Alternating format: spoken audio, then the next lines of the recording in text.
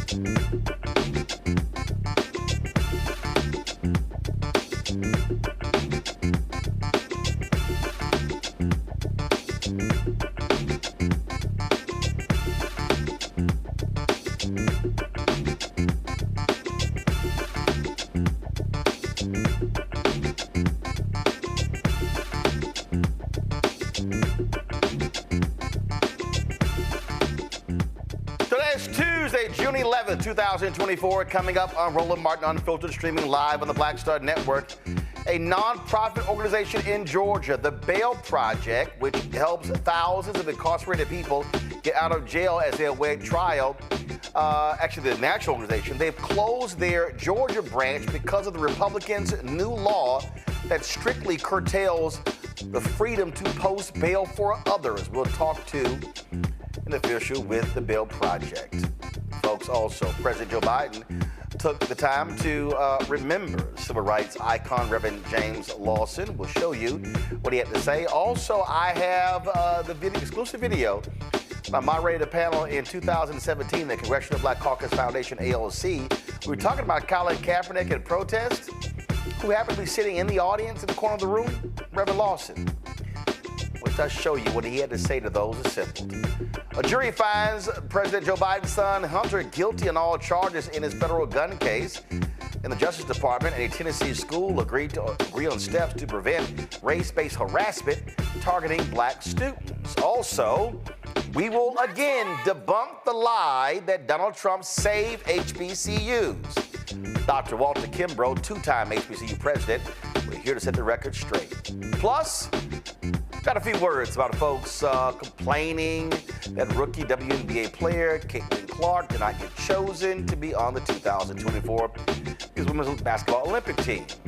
And Ward Dunn, of course, has his celebrity golf tournament, benefits his initiative to help single families get housing. It is time to bring the funk. I'm Roland Martin Unfiltered on the Black Star Network. Let's go. He's got it. Whatever the miss, he's on it. Whatever it is, he's got the scoop, the fact, the find. And when it breaks, he's right on time and it's rolling. Best believe he's knowing. Putting it down from sports to news to politics. With entertainment just for kicks, he's rolling. It's on go, roll, roll, y'all. It's Roland Martin, yeah.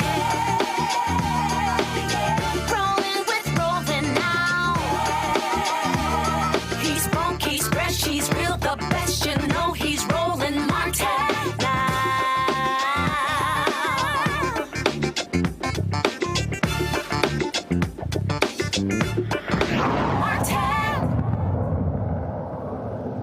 How many times do you have to tell y'all Republicans do not give a damn about the poor in this country? Beginning July 1st, folks who cannot afford bail in Georgia will be stuck there even if they have minor nonviolent charges. Why? Because Governor Brian Kemp signed SB 63 into law, a bill Republicans drove through that expands expanded the use of cash bail. Now, here's the deal: the bill restricts charitable bail funds, one of the only lifelines for low-income people to have, from actually putting up bail for those individuals. Organizations like the Bail Project provided free bail assistance to hundreds of people, but now will cease their operations in Georgia because of this law. Jeremy Jerson is the Director of Communications for the Bail Project. He joins me now from Los Angeles. So Jeremy, here's what to me is just completely stunning. So what these Republicans are saying is, it's perfectly fine for a rich man to put the money up for Donald Trump to appeal his case that he lost in New York. But we can't have a nonprofit raising money that puts up bail for somebody with a minor nonviolent offense, so they can't afford to stay there. Well, they can't afford to get out. They just got to keep their behinds in jail, costing taxpayers more money likely than what the bail is. Well, thanks for having me, Roland. I agree with you completely. The cash bail system creates a two-tiered system of justice, one where people who can afford to pay bail are able to get out, one where people who can't have to remain incarcerated. They lose their jobs, they lose access to their homes, their children. People with behavioral health issues find those conditions worsening in jail. And like you're saying, it increases the burden on the jails themselves, costs taxpayer dollars. We've said for a long time that we think cash bail is a failed public policy. There are more effective ways to address public safety concerns than to use a mechanism like forcing people to pay bail. When bail exists, people who can't pay it wind up unnecessarily incarcerated. And we've been fighting against that for a long time by offering free bail assistance to people. So what I don't understand is, so they're essentially saying that, how dare you as an organization bail people out? And so, oh no, pull yourself up by your own bootstraps and bail your own self out. Yeah, I think there's a fundamental misunderstanding about what the services provided by an organization like the Bail Project offer. In Georgia and Atlanta particularly, we provided free bail assistance and supportive services to about 1,000 Georgians who returned to court 91% of the time. And that's just a subset of the 30,000 people we've helped across the country with similar outcomes. We provide them with minimal intervention. We provide them with court notifications, travel assistance to and from court. And when people need some help, whether it's by getting a job or finding access to housing or addressing issues related to mental illness or drug addiction, we help connect them to services that can support them.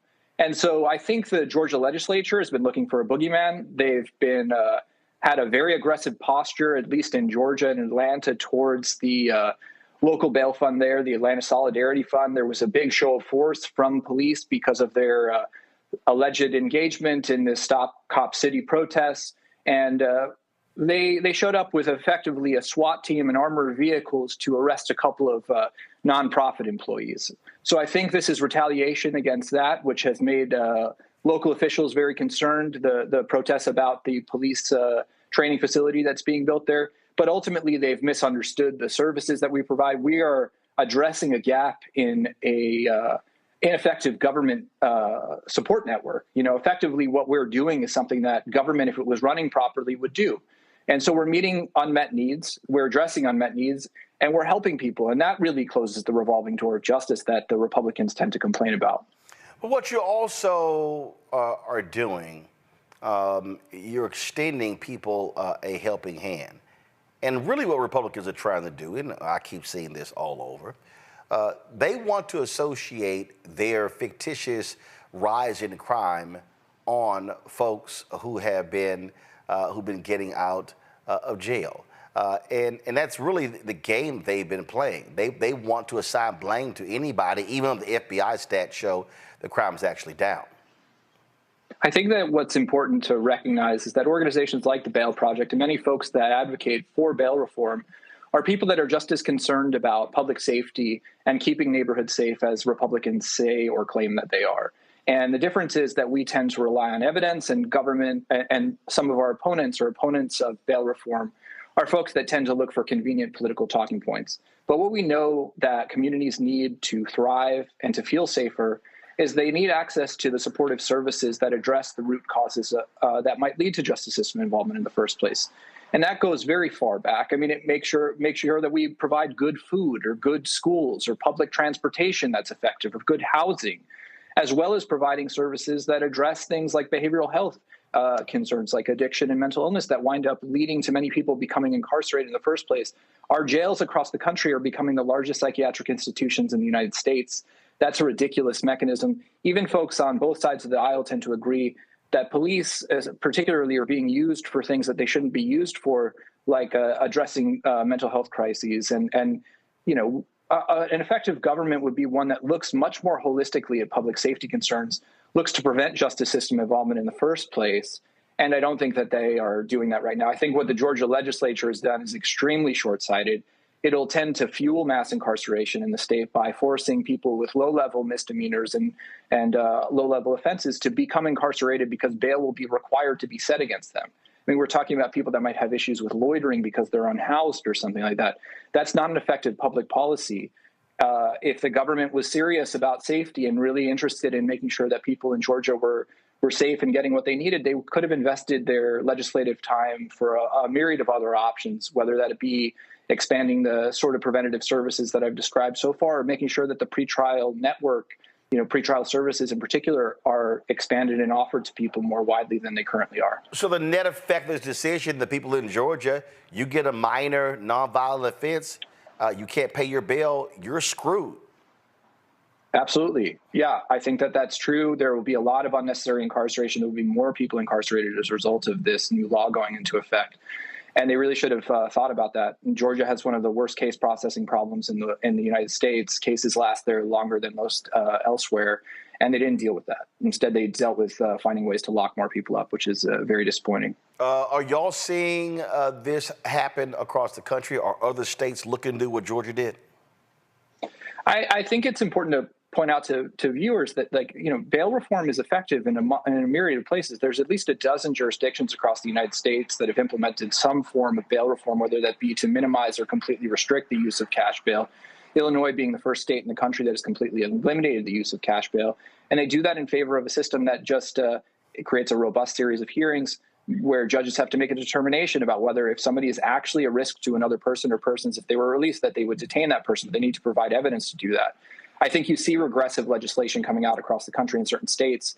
And I think that often is foolish, because there are more effective mechanisms to do this that keep communities safe and stop the revolving door of justice and crime that Republicans tend to complain about. All right, Jeremy, we appreciate it. Thanks a lot. Thanks for having me. Folks, I'll be right back on Roland Martin Unfiltered right here on the Black Star Network. Hello, my brothers and sisters. This is Bishop William J. Barber II, co-chair of the Poor People's Campaign, a national call for moral revival, and president of Repairs of the Breach. And I'm calling on you to get everybody you know to join us on Saturday, June 29th at 10 o'clock a.m. in Washington, D.C. on Pennsylvania and 3rd for the mass Poor People's Low-Wage Workers Assembly and Moral March on Washington and to the polls, and the post effort to reach 15 million poor and low-wage infrequent voters who, if they vote, can change the outcome of our politics in this country. Our goal is to center the desires and the political policy agenda of poor and low-wage persons, along with moral religious leaders and advocates. Too often, poor and low-wage people are not talked about, even though in this country today there are 135 million poor and low-wage persons. There's not a state in this country now where poor and low-wage persons do not make up at least 30% of the electorate. It is time that the issues of poor and low-wage people be at the center of our politics. Living wages, health care, things that matter in the everyday lives. We will no longer allow poverty to be the fourth leading cause of death in this country. We must let our voices be heard. Join us. Go to our website, www.poorpeoplescampaign.org. RSVP. Get others to come. Get a bus. Get a van. Get on the train. Come and let our voices be heard and our votes be felt. Lift from the bottom so that everybody rises.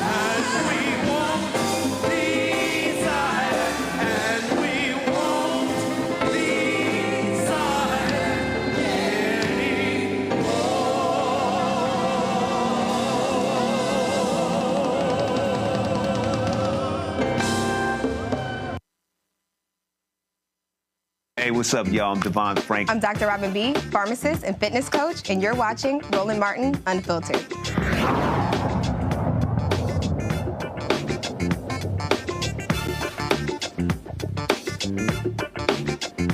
All right, folks, my Tuesday panel, Dr. Mustafa Santiago Ali, former senior advisor for environmental justice at the EPA, joins us from D.C. Randy Bryant, DEI disruptor, also from D.C. Joe Richardson, a civil rights attorney out of Los Angeles. Joe, I'll start with you. I mean, listen, what you have here, this is just Republicans continuing to attack people in this country. They ain't pro-life. They don't care about human beings. They just want to say, oh, we're tough on the crime. This does nothing but hurt the poor people in Georgia. Yeah, it accomplishes absolutely nothing. And any negative trend just already negatively affects those who are already behind. And in the cash bail world, you have a situation where for a long, long time, you've had to deal with the notion of two people who are charged with the same thing, having not only different outcomes because they respond to the pressure of being in jail or not being in jail, but they're treated differently from a cash bail standpoint. And so one brother who has the money, one person who has the money to do what they need to do, they get out, they get on the street, they get an attorney, they have the leverage, theoretically speaking, from a resource standpoint, to affect a better outcome. And then the person that doesn't, who's more often than not, or more likely to be a person of color, and perhaps a black person, is in jail, has a much more difficult time getting out of jail, and because of that has fewer in the range of options. And so at a time where in many jurisdictions they've shown how getting rid of the cash bail system, modifying it or minimizing it, is actually effective as a political ploy, when you just lock them up. You don't have to be right. You don't have to be equitable. If you just lock them up, people still run for office on that.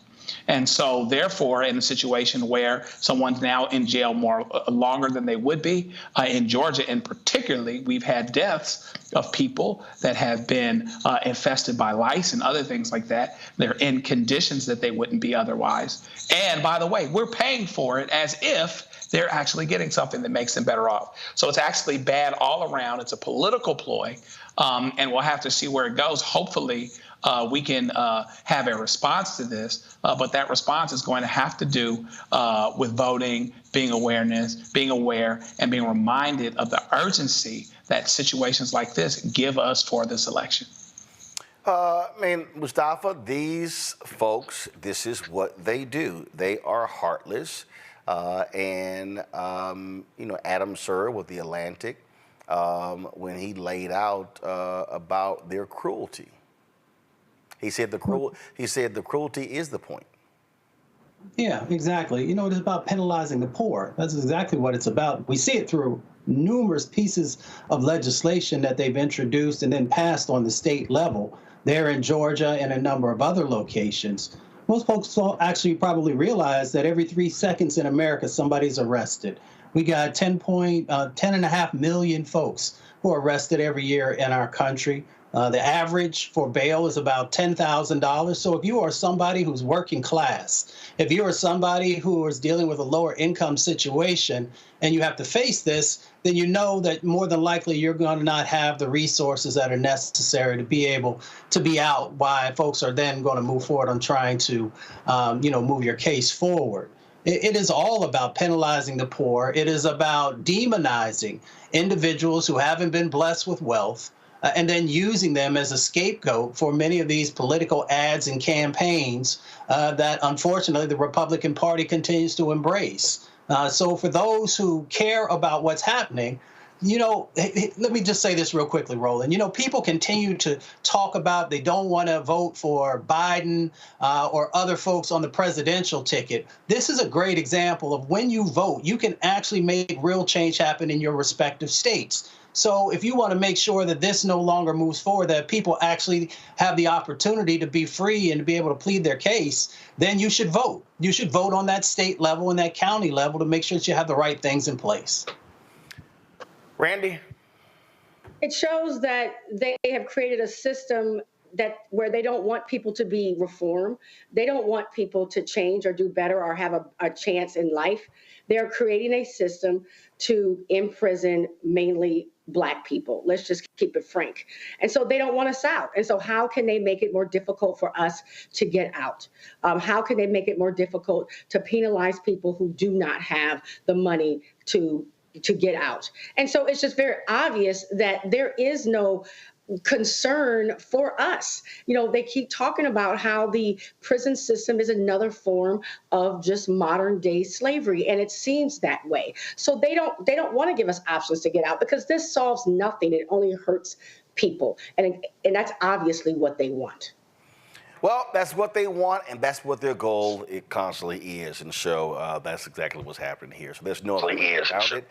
They want to demonize the poor, and they're like, screw y'all. You got nobody advocating for y'all, so we can just go ahead and do it. All right, hold tight 1 second. We come back, folks. We're going to celebrate the life and legacy of Reverend James Lawson Jr., who passed away on Sunday. President Joe Biden releases a statement with regards to the passing of Reverend Lawson. That is next right here on Roland Martin Unfiltered on the Black Star Network. Be sure to download the Black Star Network app. Also support us as well, folks. Our goal is to get 20,000 of our fans contributing on average $50 a year. It's $4.19 a month, 13 cents a day. If you want to support our work, join our Bring the Funk fan club. Send your check and money order to P.O. Box 57196, Washington, D.C. 20037-0196. Cash App is $RM Unfiltered. PayPal are Martin Unfiltered. Venmo is RM Unfiltered. Zelle, Roland at RolandSMartin.com. Roland at RolandMartinUnfiltered.com. Again, download the Black Star Network app, Apple phone, Android phone, Apple TV, Android TV, Roku, Amazon Fire TV, Xbox One, Samsung Smart TV. We'll be right back.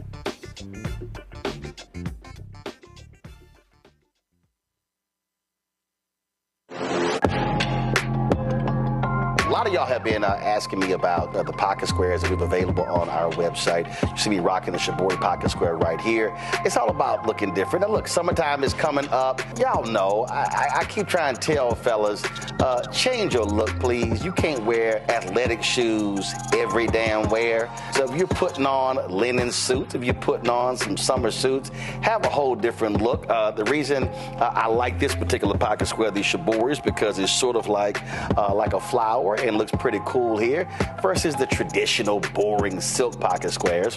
But also I like being a little different as well. So this is why we have these custom-made feather pocket squares on the website as well.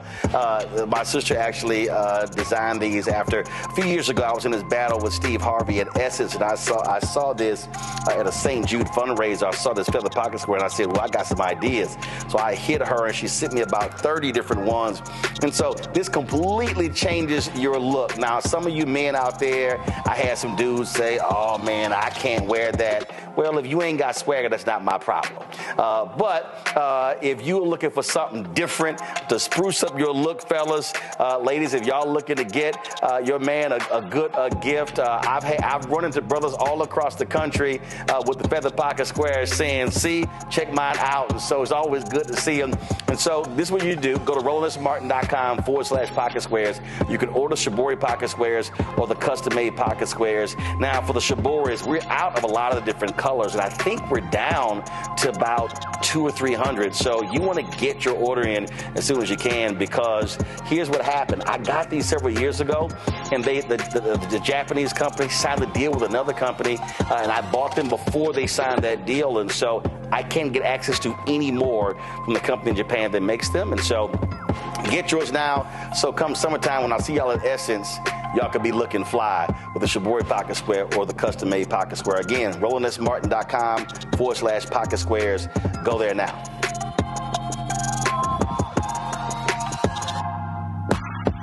Hey, it's John Murray, the executive producer of the new Sherry Shepherd Talk Show. This is your boy, Earthquake. And you're tuned in to Roland Martin Unfiltered.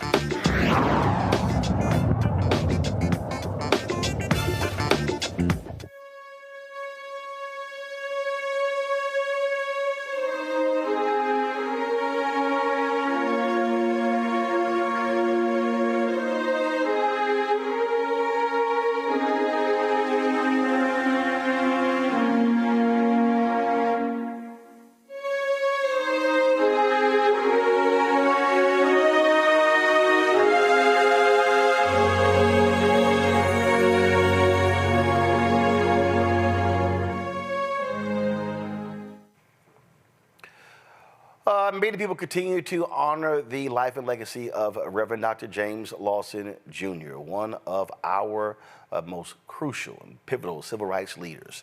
He was the leader of the Nashville movement, trained so many of the folks who became icons, John Lewis, Diane Nash, C.T. Vivian, James Bevel, and others.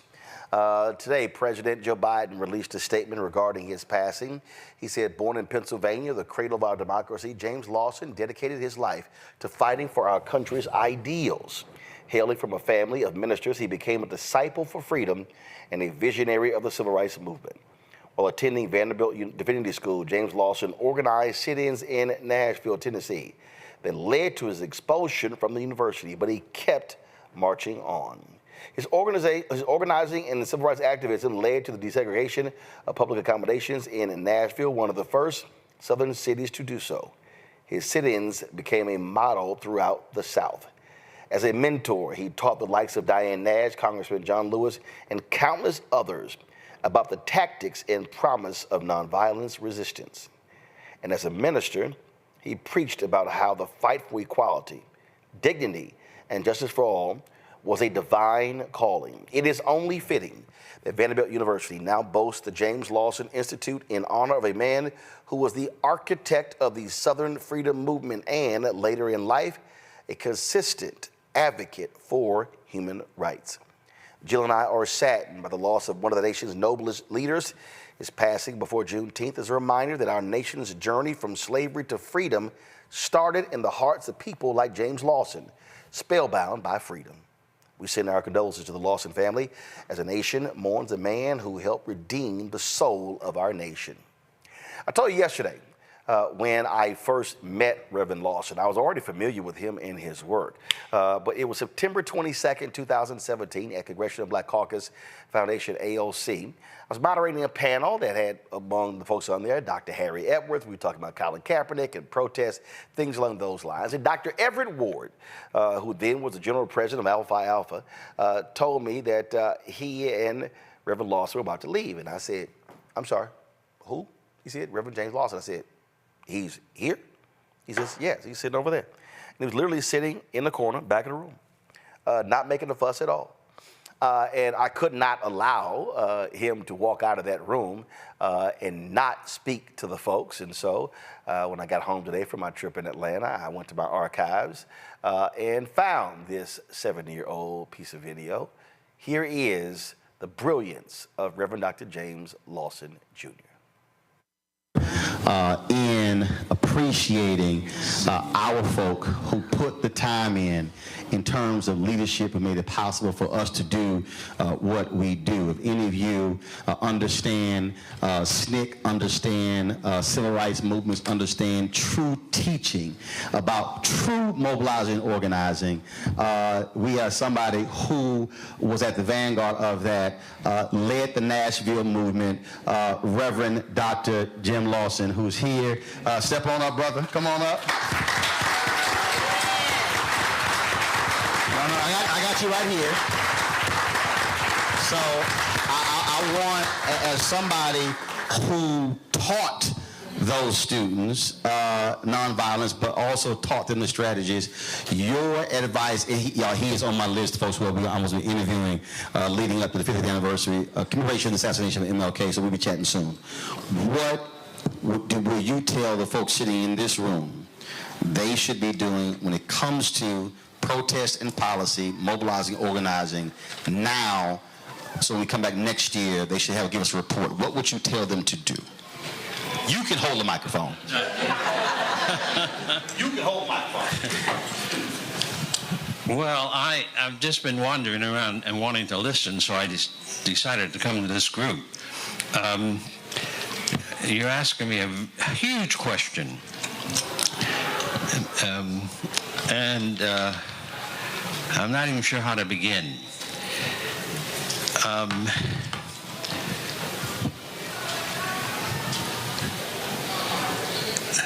My work did not end in the 17 years I spent with in the nonviolent struggle in the South. Because one of the things that I know I'm very pleased with is that I started teaching poor people nonviolent struggle in Los Angeles and how to organize unions.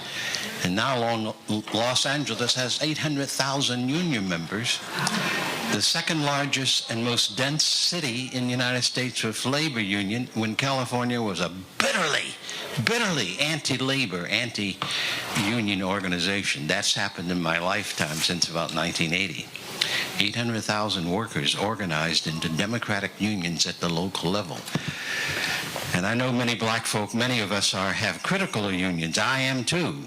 However, the issue is not voting or not voting. The issue is if you do not have an engaged citizenry at every level of life who are awake and working and pushing and resisting and doing the work that needs to be done at the local level. That is the most important element for a democratic society. Not voting. Not voting. And I vote every year. I've had my voting rights taken away from me, and I've taken them back. So, an engaged people. And that's why, in my judgment at least, one of the things we need to do as struggle is to boldly insist that we have to be engaged in non-violent struggle at every point. In this most violent society of human history, we have to decide we don't have to be violent to do the work, and that our society has to change. And the language is important. Nonviolent struggle is not about primarily protest. And the media calls it protest. There is a better language. And we need to learn to use that language instead of the media language. Everything is not a protest. The sit-in campaign in 1960 went on for 4, 5, 10 years in many cities across the country without let-up. We didn't call it protest. We called it nonviolent campaign. The Voting Rights Campaign of 1965. Black folk were trying to vote in the South long before even I was born, in 1928. So voting was an issue. We did not have a voting rights bill. Congress would never have passed it. Presidents never supported anti-lynching laws. Lyndon B. Johnson told Martin King in 1964 in December, "I cannot do a voting rights bill. I don't have the power." Martin Luther King Jr. came back to SCLC and SNCC and to the rest of us in the Southeast in 64, 65 and said, "We must have a voting rights campaign that forces Congress and the President to do the Voting Rights Bill of 1965. You did not see that story in any of the 50th year anniversaries of the Voting Rights Bill of 1965. But that's exactly what did happen in 1965. So we in the black community need to recognize our necessity of learning to do resistance to the injustice. And the movement of the 50s and 60s and into the 70s is probably the finest movement that ever happened anywhere in the world in terms of people dismantling and starting the process of dismantling. And that was the first time any group of Americans in this nation since 1774 organized to resist in this country racism, states' rights, the lynching and all the violence of it. So we ought to be now engaged in putting together the national, based in every local locality, the resistance movement that will do in the 21st century what has to be done if we're to save our nation from extinction. Drop the mic. Hold on, Reverend.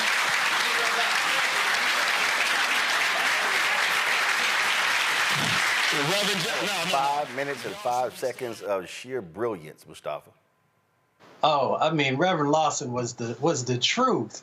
I was just thinking about that interview that you did with him. He was in his late 80s, or no, late. He was 91. Well, he was 91. Right, and to be so clear and articulate, and to be able to share both the history and the moment you find yourself in, and a set of solutions, even in that moment. Is a gift and a blessing that so many of us need to not only hear, internalize, and to begin to move it into action. You know, Reverend Lawson once said that the heart of racism is the idea that a man is not a man. And we still live with that each and every day. A woman is not a woman, a man is not a man, whatever other labels you might use for an individual. But we find ourselves in that similar moment that he fought for decade upon decade upon decade. We are so blessed to have had him in the physical form for so long, and now to have him not only with the ancestors, but be in the spiritual form to continue to guide us forward. You know, Randy, I remember, that day just crystal clear. And it's always interesting when I go to different CBCF sessions, and a lot of times people having no idea who's actually there, no idea who's even in the room. Actually, I first met James Bevel in one of the sessions as well, one of the extraordinary organizers of the movement as well, trained under Reverend Jim Lawson. And the thing that I keep saying to folks is that the reason why we've got to have Black-owned media telling our story, because I haven't checked, but I doubt very seriously a single national broadcast said a word about his passing. I doubt many of the cable networks did much on it as well. And so when we have these giants walking amongst us, men and women, we must do our part to make sure that we talk to them, get their stories down on tape so we can preserve that knowledge for years to come. Just hearing him speak now, I was inspired, and I want that for everyone. And to know from where we come, from whence we come, helps us and gives us, empowers us to try to do more. His word that he used about engaged, us being engaged is really what we talk about every week on this program, about ensuring that we're an engaged people and we are involved in ensuring that we have the best future possible. He said that he did not believe that he would live until 40 when after the murder of Martin Luther King Jr. And I'm so happy, as we all should be so happy, that he was and remained here in a physical form at 95 and just so incredibly sharp. I can't believe he was doing that speech then, but his lessons will live on, and I'm inspired today and absolutely grateful for him. Joe, after leaving the South, he traveled to Los Angeles, where he pastored Holman Church there as well, and so he was quite known there. I'm going to pull up in a second that in just a few months ago, in January, there was an unveiling of a street name there in Los Angeles after him. Yes, he was quite amazing. He spent 3 years in India following the independence movement, understanding, learning the principles of nonviolent protest.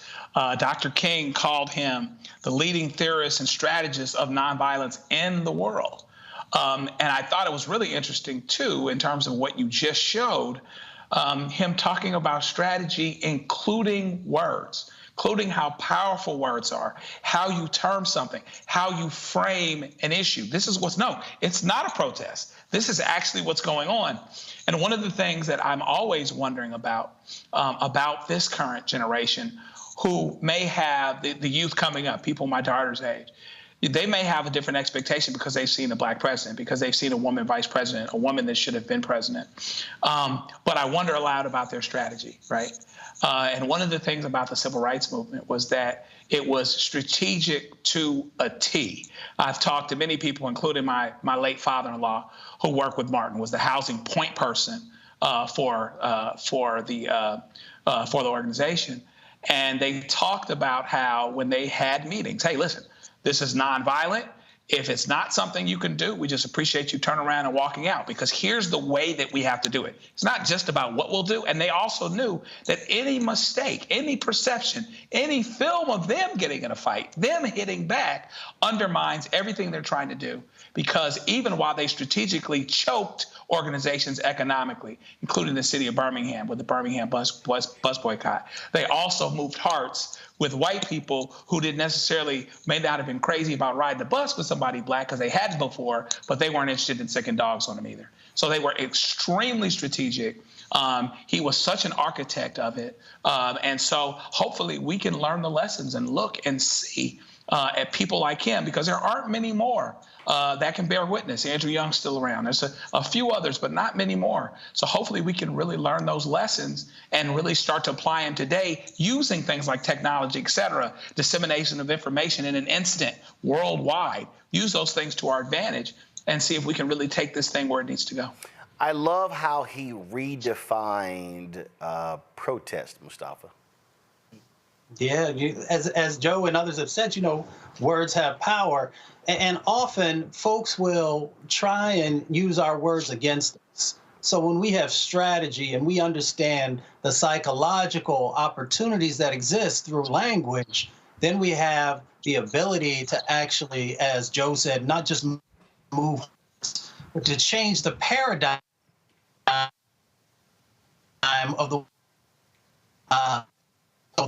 for all the work that Reverend Lawson and so many others did. Absolutely. And again, just how he just methodically broke that down, saying it was such a difficult question. But yeah, he said it with ease, Randy. And I want so many people today to understand that when you talk about how Dr. King described him, being a master strategist, that to me is a huge missing component of so many things today. Folk want to talk, they want to protest, they want to yell, scream, and holler, but they're not strategizing on what they're trying to achieve.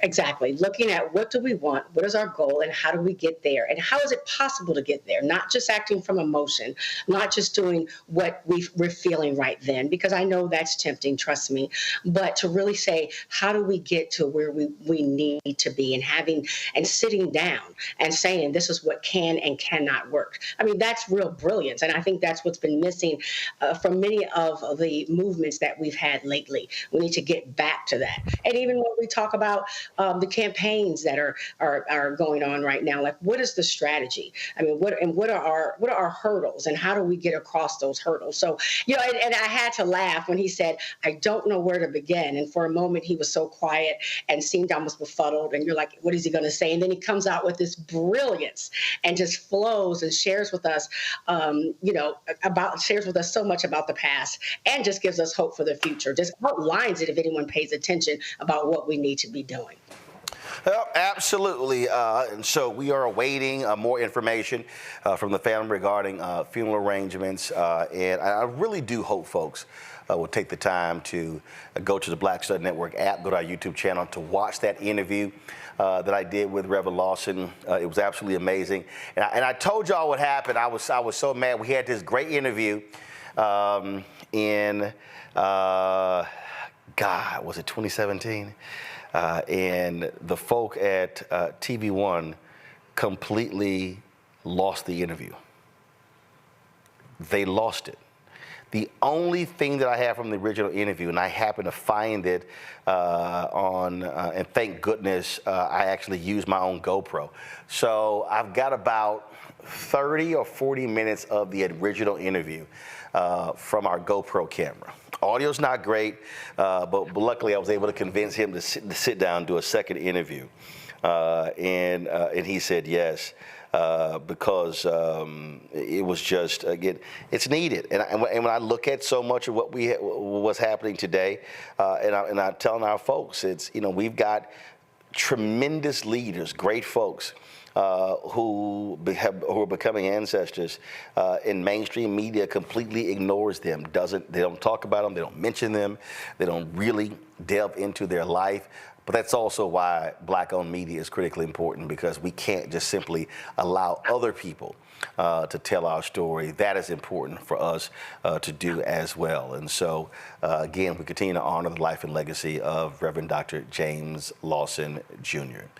All right, folks, we come back. More to talk about on the show, including we're going to break down and bust these folks who keep lying about Donald Trump and HBCUs. I mean, I'm talking about lie after lie after lie after lie. Y'all, they're all lying. So we're going to talk about that. That and Warrick Dunn, of course, NFL running back, has done some amazing work when it comes to housing. Had an opportunity to go to Atlanta for his celebrity golf tournament, raising funds for his foundation. And so we'll hear from one of the women who has been helped by his foundation. We'll hear from him as well. Folks, you're watching Roland Martin Unfiltered right here on the Black Star Network. Now streaming on the Black Star Network. It was my junior year at Georgetown, and Spike calls me and he says, Malcolm, what are you doing next year? So, graduating, He said, take a year off, work on Malcolm X. I said, okay. But first of all, for the folks who don't know, Spike is my cousin. Spike is my cousin. Just for the person watching, like, how the hell is Spike just gonna tell you that it's true? It's true.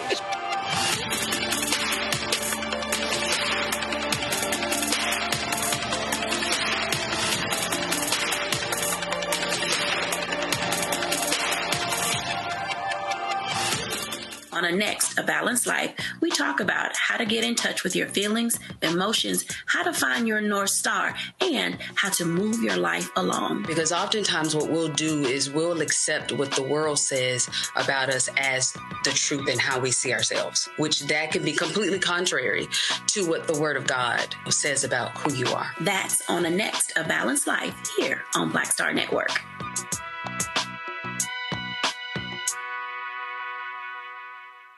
Fanbase is pioneering a new era of social media for the creator economy.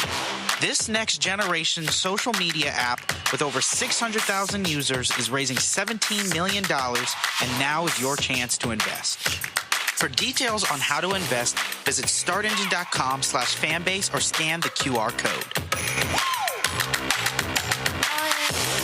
Another way we're giving you the freedom to be you without limits. Hatred on the streets, a horrific scene, a white nationalist rally that descended into deadly violence. White people are losing their damn minds. An angry pro-Trump mob storms the U.S. Capitol. We're about to see the rise of what I call white minority resistance. We have seen white folks in this country who simply cannot tolerate black folks voting. I think what we're seeing is the inevitable result of violent denial. This is part of American history. Every time that people of color have made progress, whether real or symbolic, there has been what Carol Anderson at Emory University calls white rage as a backlash. This is the rise of the Proud Boys and the Boogaloo Boys. America, there's going to be more of this. Here's all the Proud Boys, guys. This country is getting increasingly racist in its behaviors and its attitudes because of the fear of white people. The fear that they're taking our jobs, they're taking our resources, they're taking our women. This is white fear.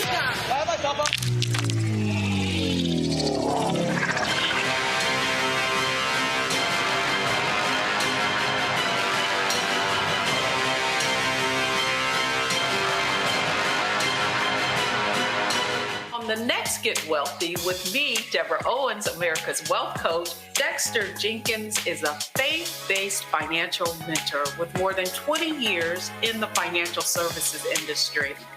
He's passionate about helping families build generational wealth.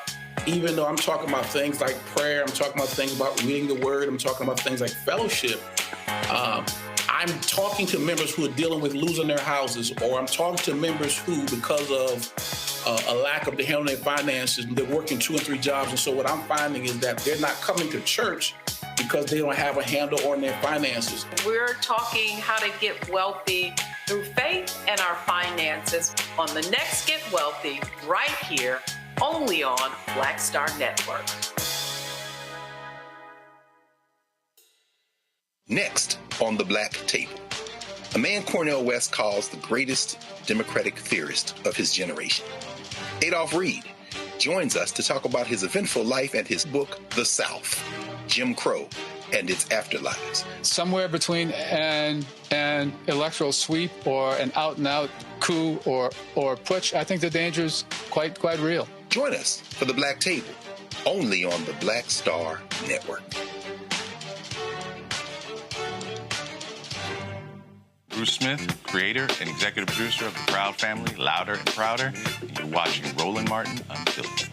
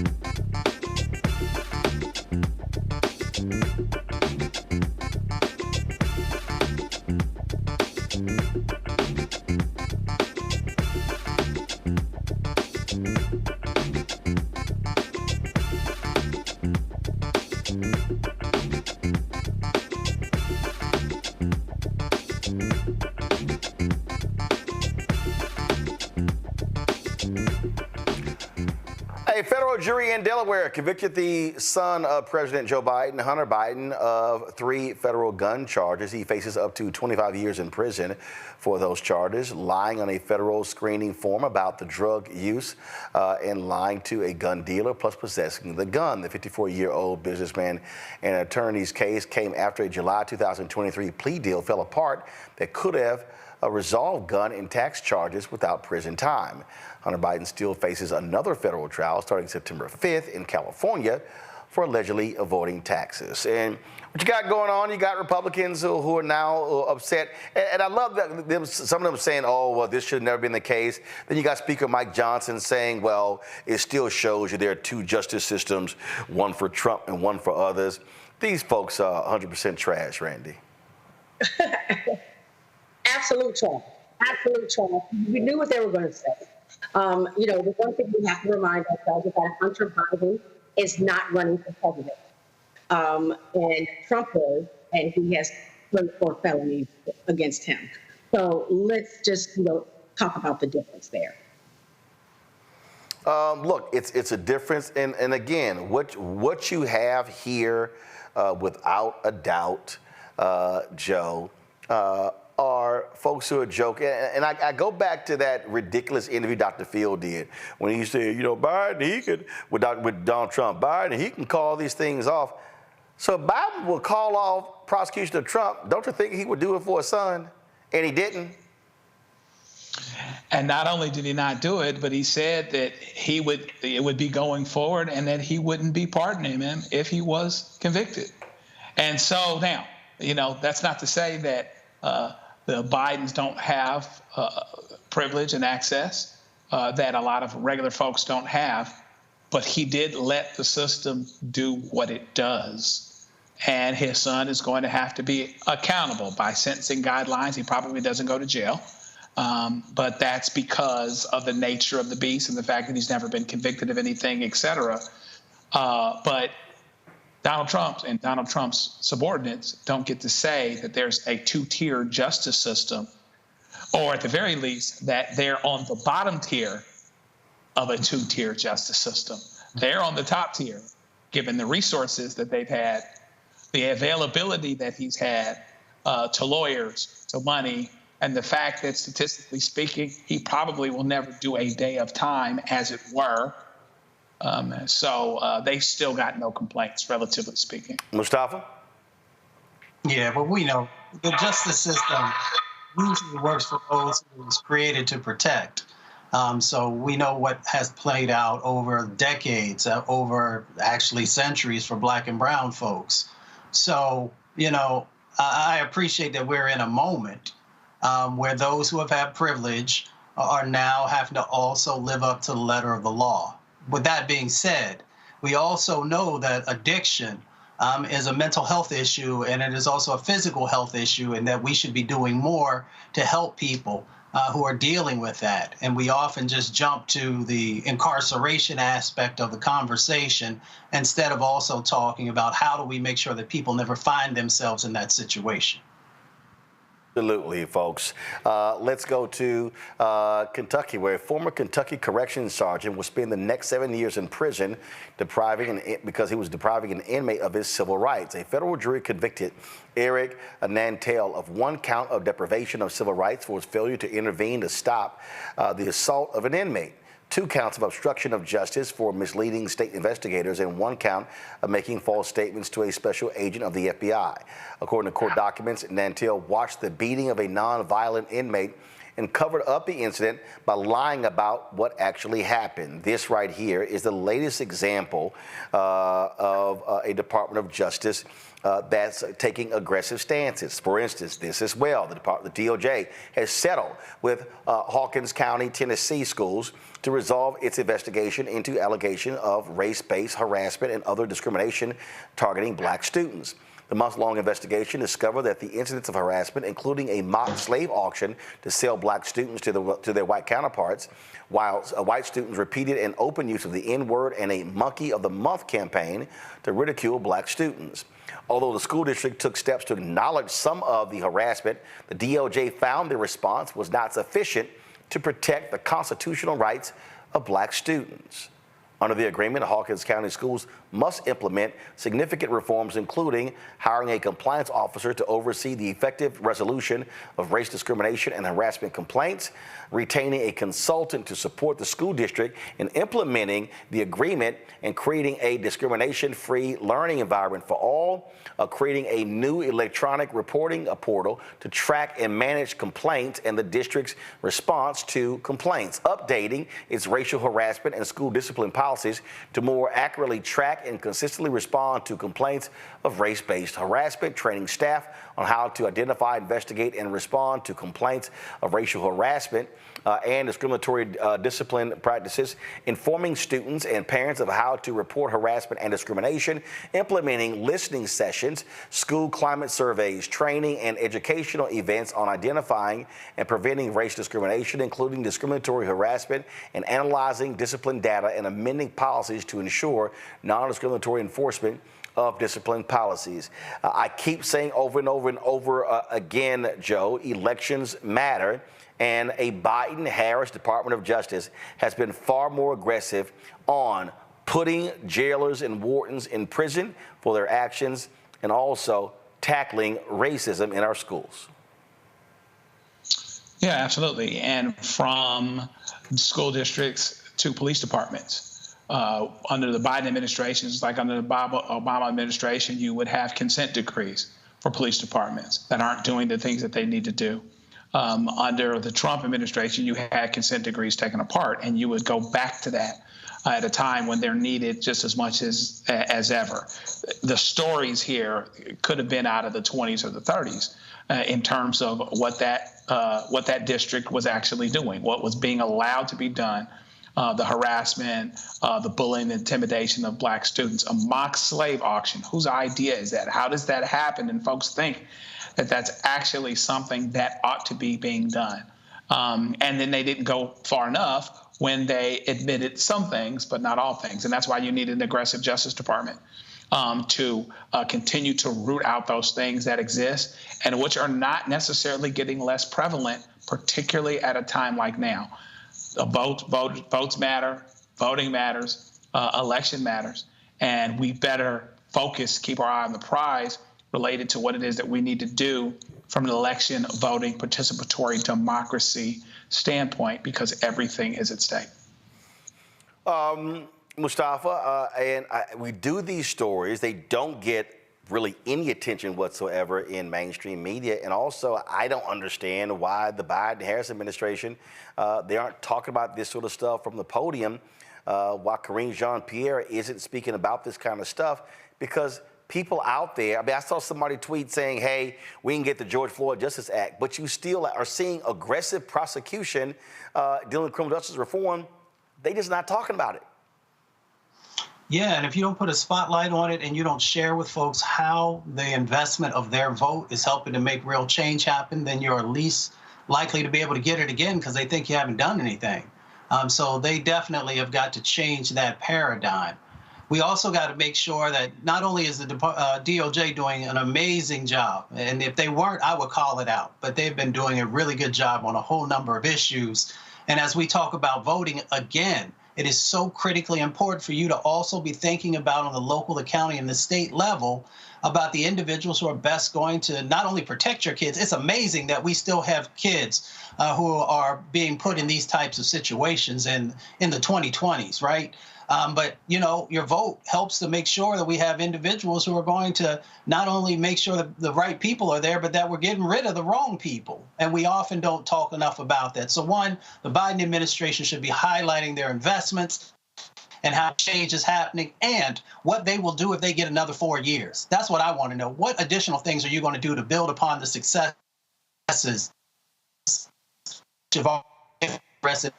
The other part of it is that we've got this tapestry of pain and trauma that's happening in states like Tennessee and other locations where we're allowing individuals to do these inhuman things to our kids and use our tax dollars. Let me say that again. Use our tax dollars to have racial harassment and these other types of things. So we need to just be mindful of the power of our vote and how it is also connected to our pocketbook and how it is also connected to the education that provides an opportunity for a better future for our kids. So we need to get up off our boat, get up off of our butts, do our research, and then vote.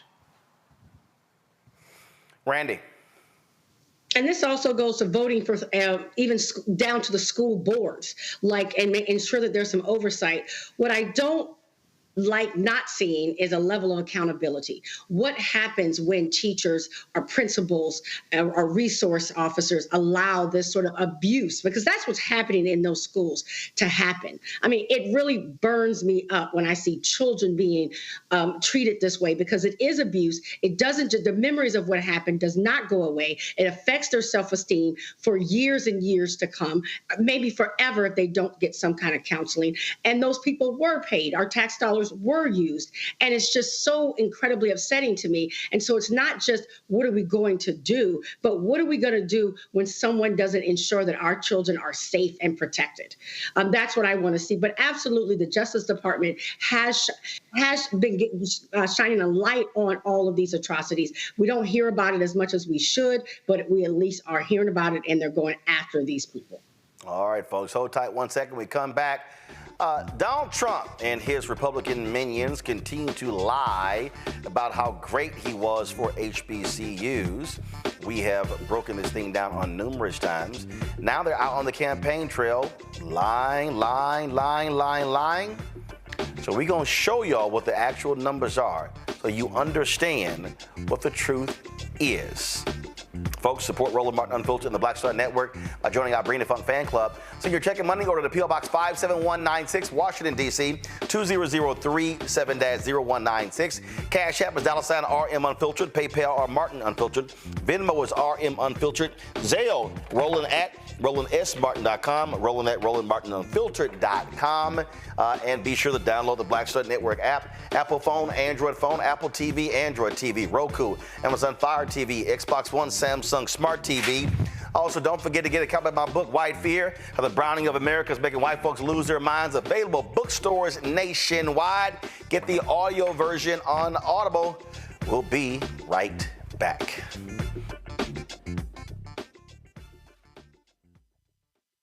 Hello, my brothers and sisters. This is Bishop William J. Barber II, co-chair of the Poor People's Campaign, a national call for a moral revival, and president of Repairs of the Breach.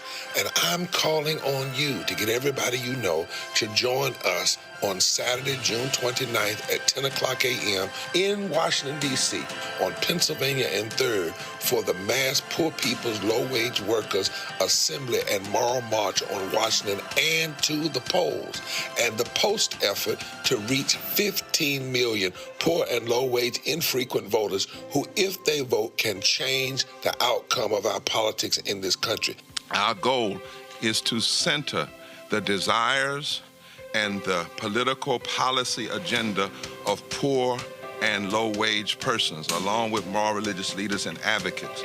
Too often, poor and low-wage people are not talked about, even though in this country today there are 135 million poor and low-wage persons. There's not a state in this country now where poor and low-wage persons do not make up at least 30% of the electorate. It is time that the issues of poor and low-wage people be at the center of our politics.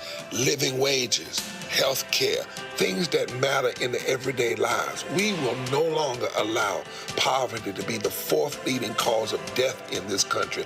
We must let our voices be heard. Join us. Go to our website, www.poorpeoplescampaign.org. RSVP. Get others to come. Get a bus. Get a van. Get on the train. Come and let our voices be heard and our votes be felt. Lift from the bottom so that everybody rises.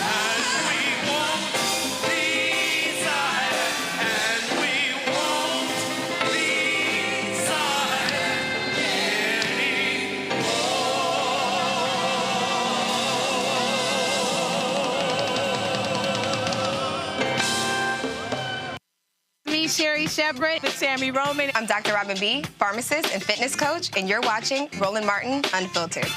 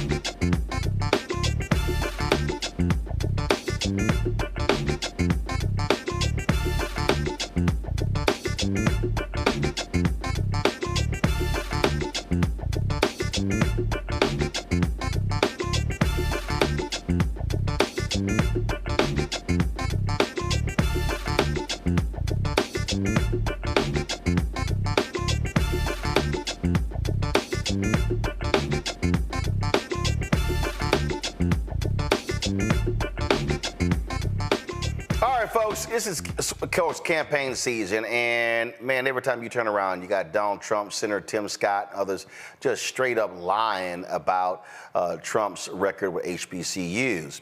If you listen to them, I mean, they were the absolute savior, the Jesus Christ of blowing wind into the Lazarus, these dead HBCUs.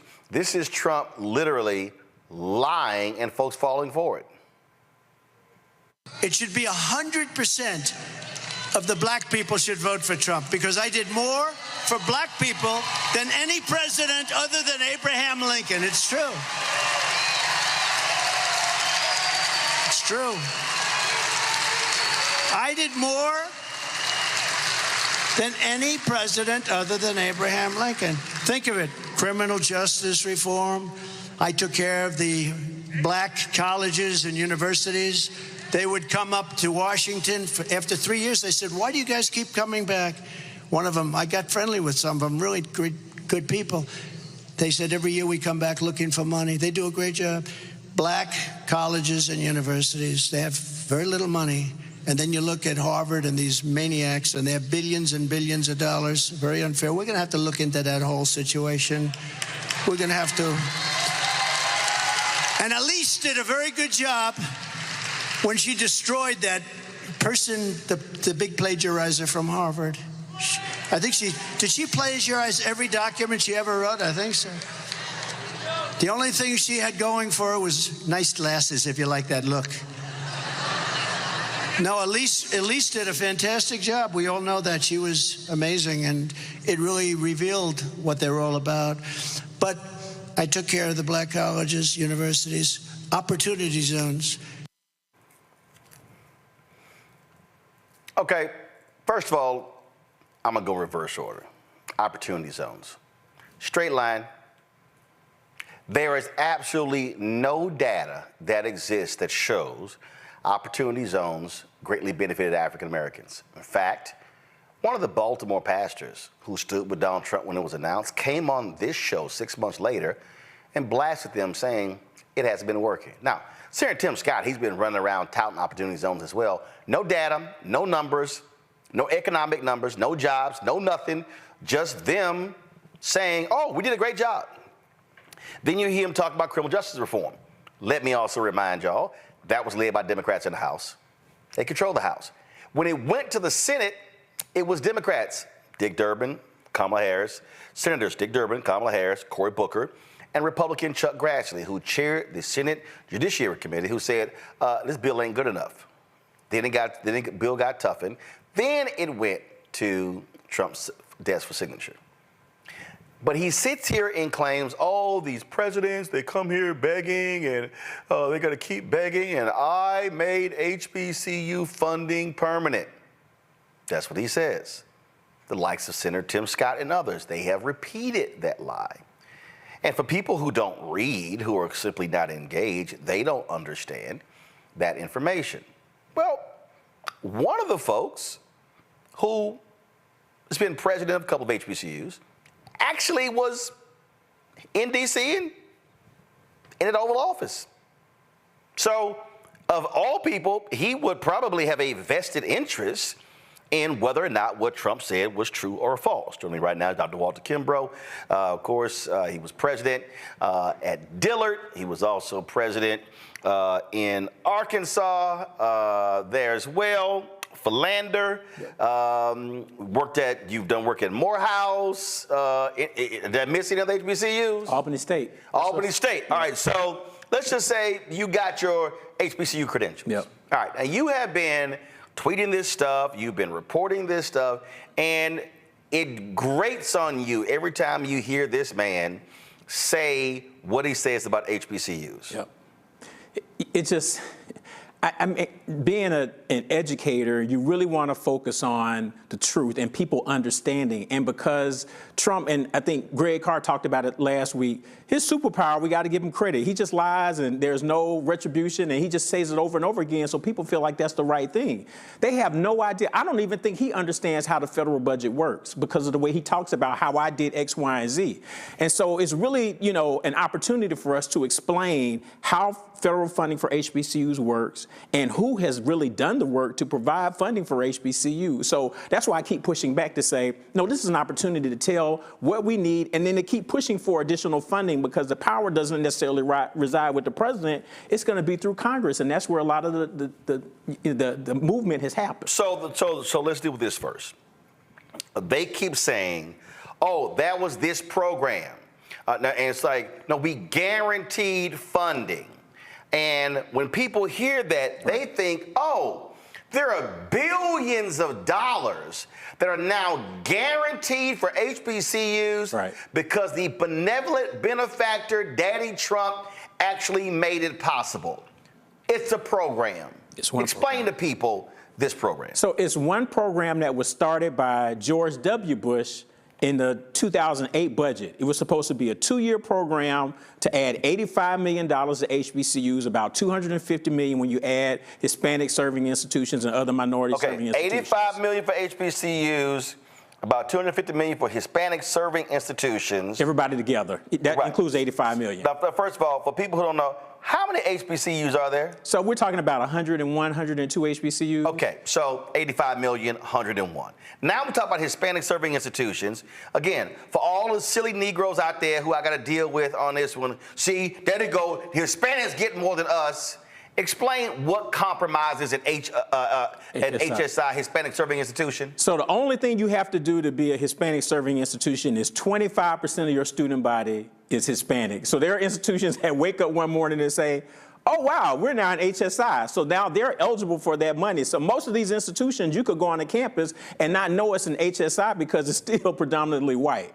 So and there are over 500 institutions that categorize themselves now as HSIs. All right. So, for instance, my alma mater, Texas A&M, is an HSI. All right. Yep. So people, it just kills me when people go, see, Hispanics are getting more money than us.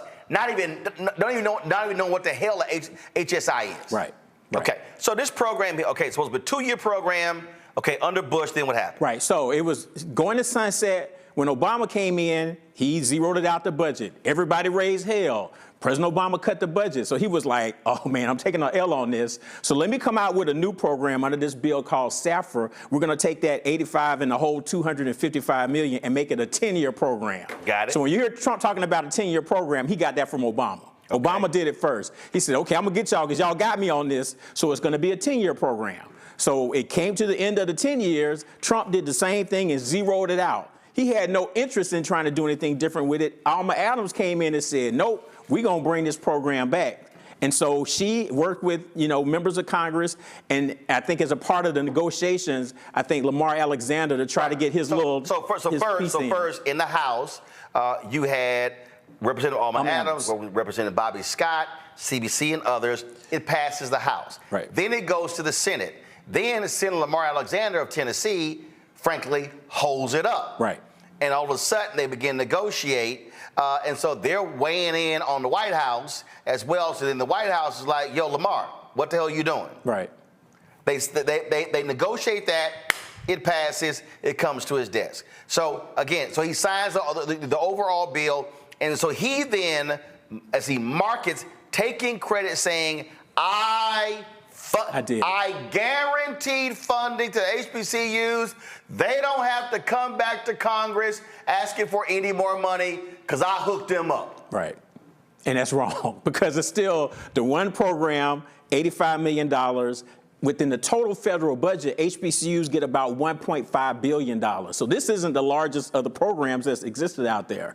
So a lot of people say, well, they got money. And that's dangerous too, because people say, well, they don't need any more money because they've been funded permanently. And that's not the deal. It's just one. And so it represents less than 7% of all federal HBCU money, because we get money from the Department of Agriculture, from Department of Defense, Department of Interior, National Science Foundation. That's just part of it. Right. So that's why you have to push back to let people know that was only part of it. And so he does. And another thing I tell people, Trump never mentions this funding until after it was signed. I always dare people, find where he made a statement about it to say, we're going to do this. Obama said something about the 10 years before it was passed. Trump never mentioned it. I don't think he knew, honestly. No, he didn't I don't think he knew. Hell no, he didn't know. Yeah, he didn't know. And so in the end, he was like, oh, this is going to be one of my 4 black talking points. Low unemployment, like you said, opportunity zones, criminal justice, and HBCUs. Those are his 4 points. And if you listen, he says those 4 every time, no explanation. Right. Right. That's it. And there's never a dollar figure attached. No. Same with Senator Tim Scott. Senator Tim Scott has gone on Fox News. He's gone on CBS numerous times touting, how great, benevolent benefactor Daddy Trump has been to black people in HBCUs. Right. That's part of the problem that and what I try to tell people too, because people will say, well, do HBCUs get more money after Trump becomes president overall in the budget? The answer is yes. There's been more money because the federal budget in his 4 years increased by 70%. He blew the budget out of the water. During Obama's time, his 8 years only increased 14%. So far in Biden's, it's about 7%. So he spent the most money because he wanted to put all the money in the military. Right. And that was a part of the challenge. But the HBCU money didn't grow. And I always tell people, don't just look at the end product because the president presents what's called a skinny budget in February or March. Congress then appropriates the money. Right. Some people say the president proposes, Congress disposes. So I always say, go back and look at what he asked for. And if you look over his 4 years, Trump asked for a negative $117 million for HBCUs. Whoa. He proposed $117 million worth of cuts in 4 years. That's the number. That's the number. You never want it. They never talk about. They will never talk about. They'll look at the end and say, well, HBCU, their budget went up over $100 million. It did because members of Congress said, nope, we're not paying attention to you. We're going to add more money. In his, I think, one of his statements about what Trump did for HBCUs, they'll say he increased HBCU budget by 14%. That was that first year. He didn't do that. That was Doug Jones and Kamala Harris. Because they wrote a letter to their colleagues. They had 12 colleagues sign on and say, y'all going to spend all this money on defense? We got to take care of HBCUs. Hold on. Let's not speed of it. So for all them people who say Senator Kamala Harris, she ain't done enough for black people. Kamala Harris and Doug Jones, that 14% that if you look on the list that they have from the Trump archives about what he did for HBCUs, and you'll see 14%, that 14% you can tie directly to Kamala Harris and Doug Jones. You can look at the letter. They advocated for that. So she was a big part of that money that HBCUs got. But then Trump took credit for it. His first year, he proposed a flat budget. He wasn't trying to give HBCUs any money. And overall, he tried to cut over $100 million. And I'm not even counting SCOG, work study. SCOG, what is that? That's a supplemented educational opportunity grant that a lot of black students use all over, not just HBCUs, but that's an important program. And of course, black students know about work study.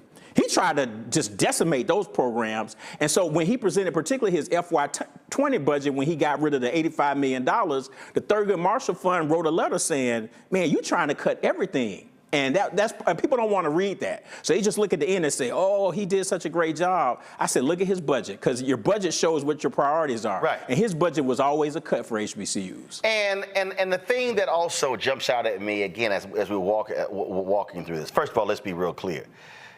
He only been to one HBCU campus. And he wasn't invited by that school.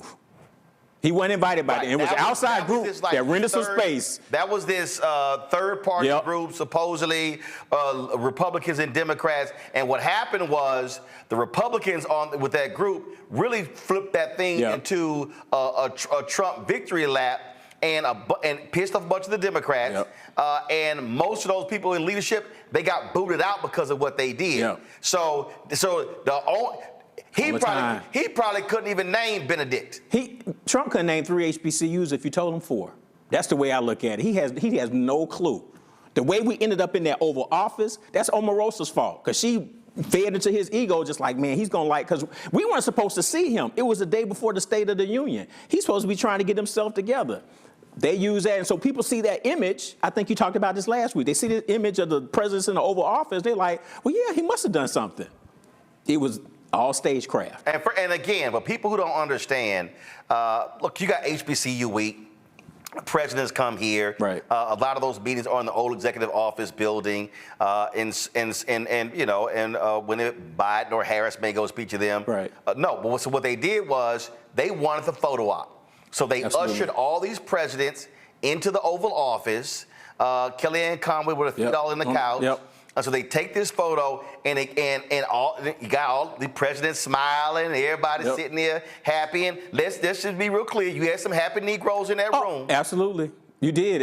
That's why I tell people, you look at those pictures, there's only like one or two that you can find that you can see me, because I was all the way in the back, and I used the common sense. If the camera can't see you, you can't see the camera, you good. Because I didn't want to, because when they announced we were going in there, I was like, this is bad. This is going to be bad for everybody. And we were walking out and people's phones blowing up, like their officers saying, yeah, people saw you. I said, yeah, I don't want. And the next morning I was on CNN just like, look, that's not why I came. And Omarosa was upset with me, but I was like, nope, I'm distancing myself, because I didn't come here. We came here to talk to DeVos because we know she don't know nothing about education or HBCUs. Betsy DeVos, who was Secretary of Education. Right. So we were supposed to spend all our, so the time that could have been useful to try to get her on board, we wasted walking over there taking pictures with your boy and then going back. We just wasted the whole time. It was ridiculous. And what they then did was when people were speaking outside, I remember Johnny Taylor, Lizzie Baskerville, Michael Lomax, they tried to spin that and saying, oh, see, they were supportive of the president. First of all, they are over organizations that fight for the money. And they're also nonpartisan. Right. And so that's their responsibility. But look, president's fighting for the money as well. But you also got to understand when you're being used and when you're being played. Yeah. Yeah, and you can tell, too. I mean, I always tell people the very next day he signed the executive order, and I think back then you did the show and we talked about it, and you talked to Omarosa about it, because they talked about how fast it was. And as I told y'all, I was like, it's almost word for word the same thing as Obama's. So it's like no thought was put into it. You just changed a couple of things. It's the same thing. But that's how they play the game. Trump and his people understand, most people know nothing about HBCUs, so I'm going to tell them this is what I did, and his fans say, yep, that's what he did. That's why all those white people were clapping in that rally. Yeah, they're just clapping. So they're like, that's great. But wonderful. But look what he did for the blacks. Right, but I asked him, it's like, you haven't heard not one HBCU president say any of the things that Trump is saying. Not one. The advocacy groups don't even say that. And there are, like I said, Thurgood Marshall criticized them, and UNCF has criticized them too, to say, you said you were going to do X, Y, and Z. All right, we want to see what you're going to do. And he didn't do anything. They were just like, so it was all just for show. But that's a part of his 4-point, this is what I do for black people. Yep. Walter, hold on one second. Folks, we were talking, of course, earlier about Reverend Dr. James Lawson, Jr. And Congresswoman Maxine Waters. She has some votes, but she wanted to share her perspectives on his life and legacy. And so let's quickly go to Congresswoman Waters. Congresswoman Waters, you there?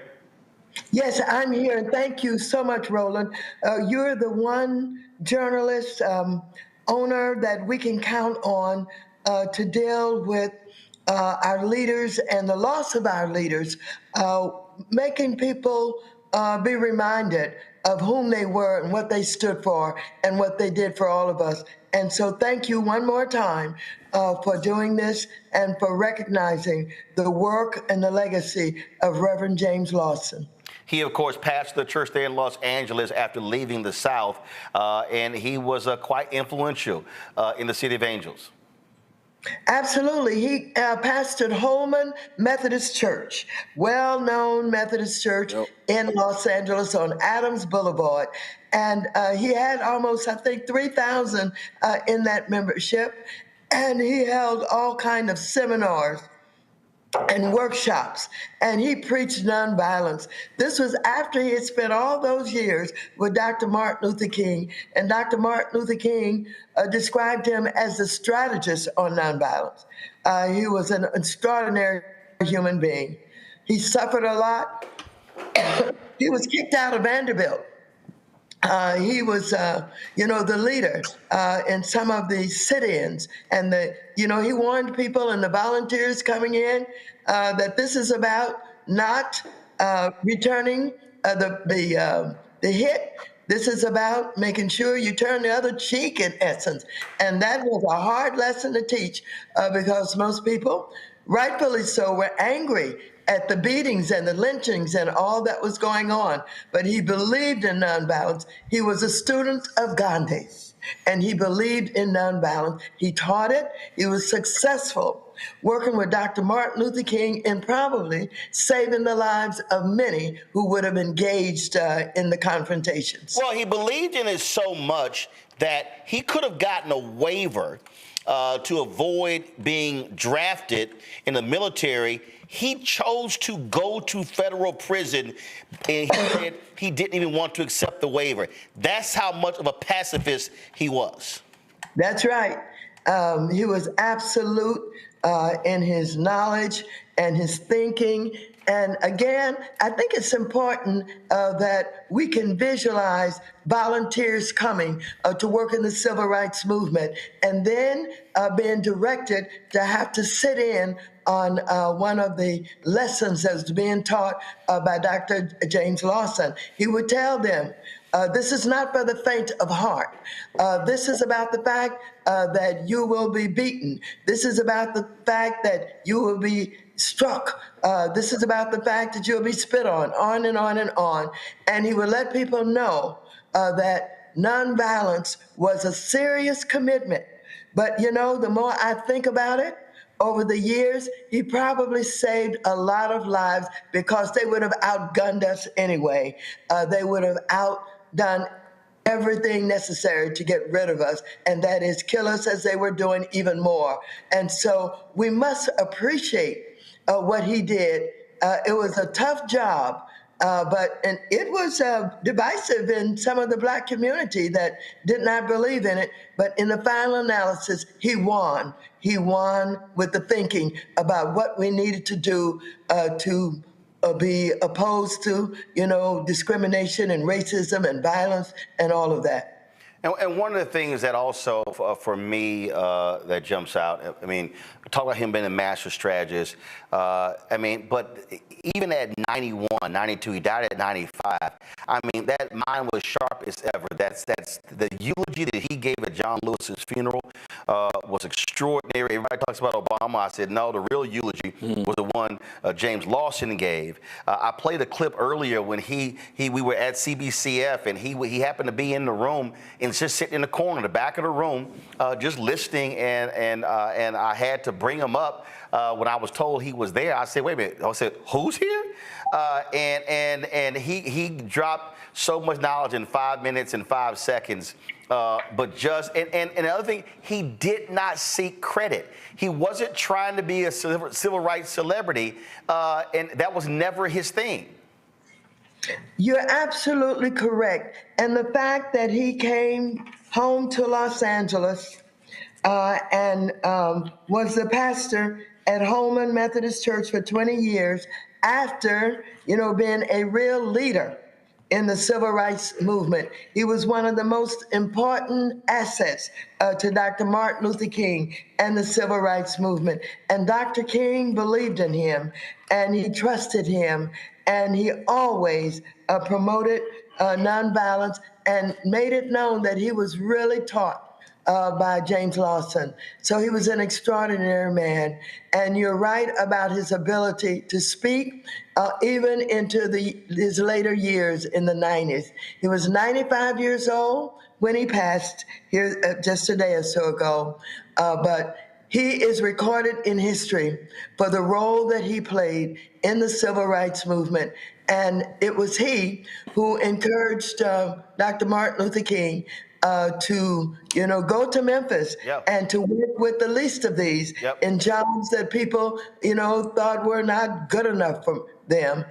It was he who organized that particular meeting and had Dr. Martin Luther King talking with the rubbish workers. And he, you know, he told me, he said, my last image of Martin was him in the pulpit at Mason Temple and me on the last row in the church. He said Martin was where he was supposed to be, and I was where I was supposed to be. He did not seek the limelight, but he was absolutely an incredible human being. And I'll say this here, Congresswoman, the last couple of years, 2 or 3 years, There are two people who I was really pushing different White House folks to honor with a Medal of Freedom. And I was really pushing them to honor Reverend Lawson. The NAACP gave him the Spingarn Medal. And again, I think that happened only just a few years ago, like 2 or 3 years ago. And I was really encouraging some White House advisors. And I also said to them that out of all of the civil rights folks who've been honored, the one person who has never been given that award, Ralph Abernathy. And so I encouraged them. And so I hate the fact that, and I literally, when I was at the Medal of Freedom ceremony when Clarence Jones got it, I was talking to some people. I said, man, I really wish y'all would honor Reverend Lawson while he is still among us, and he is now an ancestor. And so hopefully that can happen in the future. Well, you're absolutely correct. And like I said, when I first started talking with you tonight, we have to do more to recognize our leaders, the most important people in the lives of African Americans in particular. And it's up to us to remind the leadership of this country, who these people are, and the contributions they've made. Nobody's going to do that but us, and we've got to do a better job at it. I agree with you. Well, that's one of the reasons why we dedicated 3 hours yesterday to his life and legacy, and wanted to do the same today. And while we do, when we lose our great folks like this, we always want to sit here and do this, because we know they're not going to get virtually any attention through mainstream media. And as the nation's first black newspaper, Freedom's Journal, said on March 16, 1827, we wish to plead our own cause. Too long have others spoken for us. We know how to celebrate our own, and that's why we do it here, and that's why we wanted to get your voice on the record regarding the life and legacy of Reverend Dr. James Lawson Jr. Well, thank you so very much. You're the leader in absolutely recognizing and reminding us of who our leaders are, who have been so instrumental in bringing us to the point that we are today. And I thank you for it. And I thank you for having me on. I appreciate it, Congresswoman. Thanks a lot. See you soon.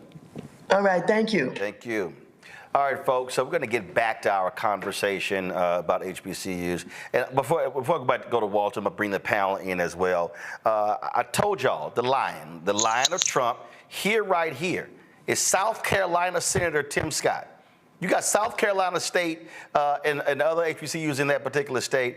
Here he is, straight as lion on Fox News. Listen. Who's the president who brought the most money in for historically black colleges and universities? Donald Trump. Who's the president? And what you have there is 9 seconds of him lying to a mostly white audience, and they like, oh boy, that's great. We feel great. That's a black face lying to them. We played you one clip earlier. Here's Donald Trump lying again when he spoke to Turning Point. I funded the colleges and black colleges and universities. Nobody else did that. Nobody else even thought of it. And what we're doing. All right. So now when that clip went out, Walter, you really got pissed off right there. I mean, you were really upset when you said that, as if he was the first person ever to fund HBCUs. That was just so crazy to me, because HBCUs have received federal funding since 1965.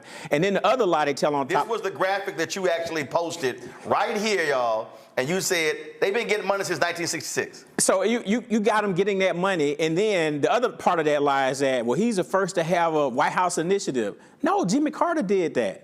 Jimmy Carter, I got to stand up for Georgia because I'm from Atlanta. Jimmy Carter did it. He had HBCU presidents all there. I think they were in the Rose Garden when he created the whole program. So, but they're clapping. People just like, he said, I'm the first to ever think about funding these schools. I'm like, you got to be kidding me. And that's why people can't think. It's like, okay, so they had money. You say he restored the funding. So obviously somebody thought about funding him before he got there. He just, off the top of his head, just lying. I funded them. I'm the first to do it. Nobody thought about doing it but me.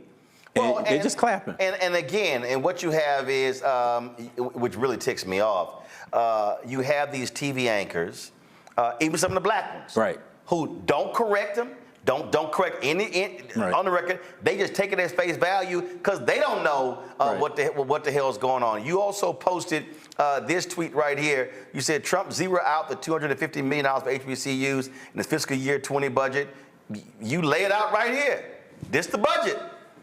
Facts. That's all. I just tell people, look at the budget. You can look at the consolidated budget that shows you where he zeroed it out and where Congress came back and put the money back in. It's real easy. You see a lot of zeros by the Hispanic serving, by the Native American, all the people of color, all that got zeroed out. Yeah, go back. Come on, go to iPad. You see it right there. It's zeros. 2020 president's budget. 0, 0, 0. That column right there, y'all. Right there. This see right here. 2020 president's budget. 0, 0, 0, 0, 0. That's right. 0. It's the budget. Last 0, strengthening predominantly black institutions, HEA 3A section 318. What do you see right there? A 0. It's the budget. It's there and here's the deal. Again, you've been president of 2 institutions. If he did it, you would be saying, this is actually what happened. Right, exactly. And that's what I tell people. When his team says his administration forgave the loans for Hurricane Katrina, I always say, absolutely. I met with DeVos twice. I was president of Dillard. We got our loan forgiven. Yes, he did that. So I'm always a straight shooter. They did that. I give them credit for that. So all this other stuff, though, is lying. I'm going to be a straight shooter about it. If he was doing all these great things, I would just tell the truth. But that was the only thing, and they don't ever mention that. I'm like, that's the thing that you actually did, and you don't even talk about it. They don't talk about it. I'm just like, you can say that, and then you set somebody like me up, be like, yep, he did it. But they don't ever mention the Katrina loans. Never. And that's what he did. He gets credit for that. Wow. Let's go to our panel. Let me first start with... let's start with the Tuskegee graduate. Let's go ahead and start with Randy. Randy, go ahead. I appreciate the work that you've done and showing the real facts. But the problem is that it's a time like the world. People will hear the lies that Trump is saying and embrace them. And that's what concerns me. Like, how do we get this truth out, this work that you laid out for us? Yeah, that's, one of the things that, Greg Carr talked about it last week. We've got to continue to keep talking about the facts. I think that's very important. And we just do it over and over again because people, they aren't understanding it. And we have to hit it from multiple levels to keep doing things like that. Right, exactly. Because that's all he's doing. He's saying the same thing over and over again. So I'm going to keep saying the same thing over again.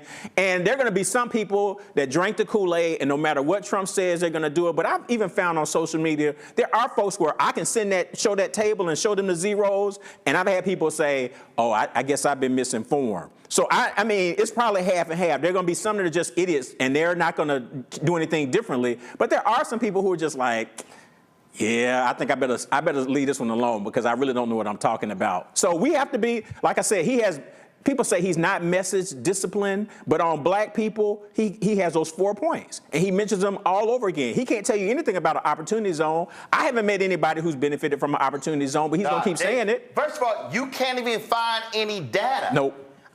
But before Trump got ousted, I literally reached out to the White House and I said, matter of fact, let me find the email. Because I sent them the email and I said, can y'all provide for me? And again, if they did it, I would have said it. Yep. I said, can y'all provide for me any information, any data regarding opportunity zones? And nobody ever got back with me. Yeah. No, and I've looked for things. There's some research that's been done, but it talks about, are they opportunity zones or gentrification zones? And that's the concern, that they're going to go in some of these communities and build them up, and then black folks won't be able to work there or live there. And that's what's going to happen. So I'm ready to see the research on opportunity zones because some of the things I've seen so far are pretty negative.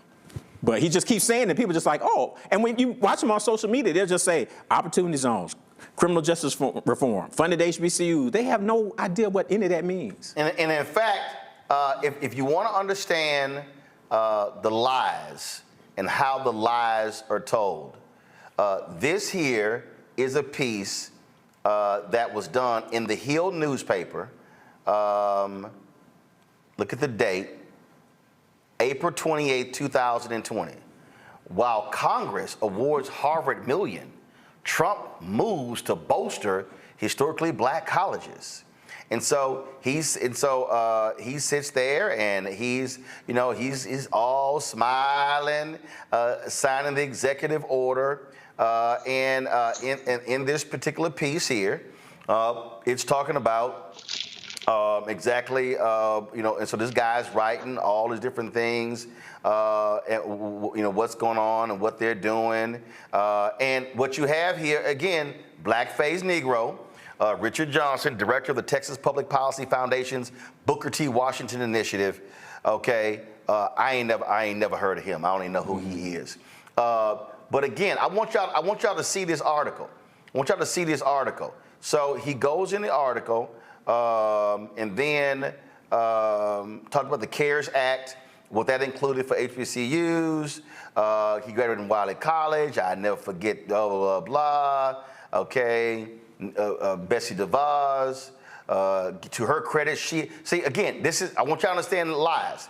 He writes, as Newsweek reported, U.S. Education Secretary Betsy DeVos expressed concern that stimulus funds were going to schools with large endowments, and she asked schools that didn't need the money to send it along to schools that did.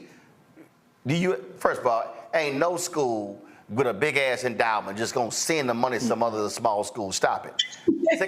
Secretary DeVos gets it, and it is to her credit that she has taken this strong stand on behalf of our HBCUs. They didn't send no damn money to them smaller schools by saying, I know our endowment is $50 billion. Right. We'll go ahead and send y'all this money. And then he goes in here, as mentioned, what drove horrors about face with President Trump's comments at a press conference, blah, blah, blah, blah. Thus, there is reason for optimism that our valued HBCUs will continue to have the resources they need to support the invaluable national service they provide. There's nothing in this whole article that is a substantive fact, a number or whatever, but the headline is all they wanted. Yep.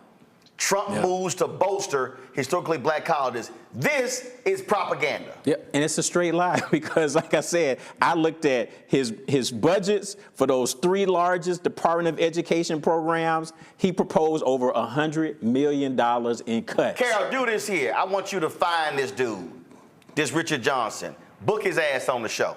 I want him to come on the show and defend this article 4 years later. That's crazy. Mustafa? Yeah, well, Doc, thank you for all the work that you have done and continue to do. I think it's interesting that we continue to have this conversation about Donald Trump when we know when he was in office, he lied over 30,000 times. So if somebody lies to you 30,000 times in a 4-year period, I'm not sure how you trust them. My question to you is, we have the Biden administration now. I think the last number I saw was about $15 billion in various programs that are supposed to be going to HBCUs. We have this conversation about Donald Trump and the zeroing out of budgets. Could you share for folks sort of a side-by-side with the 2 different candidates who are probably going to end up being, one of them will be the next president. What does it look like for HBCUs if one gets in or the other? Right, that's a good question. So once again, I'll just look at their budgets. Each of them now would have proposed 4 budgets. They haven't gone through the full congressional process for Biden's FY25 budget. So if I look at those same 3 programs, Department of Education specifically for HBCUs, and I look at what each of them proposed in the budget, okay? So I indicated already, Trump proposed over $100 million in cuts for HBCUs for just those 3 programs. Biden in 4 years has proposed $352 million for HBCUs. We've seen nothing like, he's been coming hard saying, I'm really pushing the envelope, and even I think some of the House Democrats, because there's an article saying they cut HBCU funding, they $30 billion. Okay, I was like, no. So he was trying to get new money. Right. He was pushing for that. First of all, let me deal with that, because again, this is what happens when lies are told. Well, that was a Newsweek article, and I was trying to find the cover, and what happened was, again, Negroes immediately believing white media, sent that damn thing around. I saw folk posting it on their social media, and there were several, I'm talking about black activists, pastors, and others, and there were several people, I hit their ass, I said, take that shit down. Because what they did was they extrapolated when he was campaigning. Right. He announced what he wanted to do for HBCUs and Hispanic serving institutions.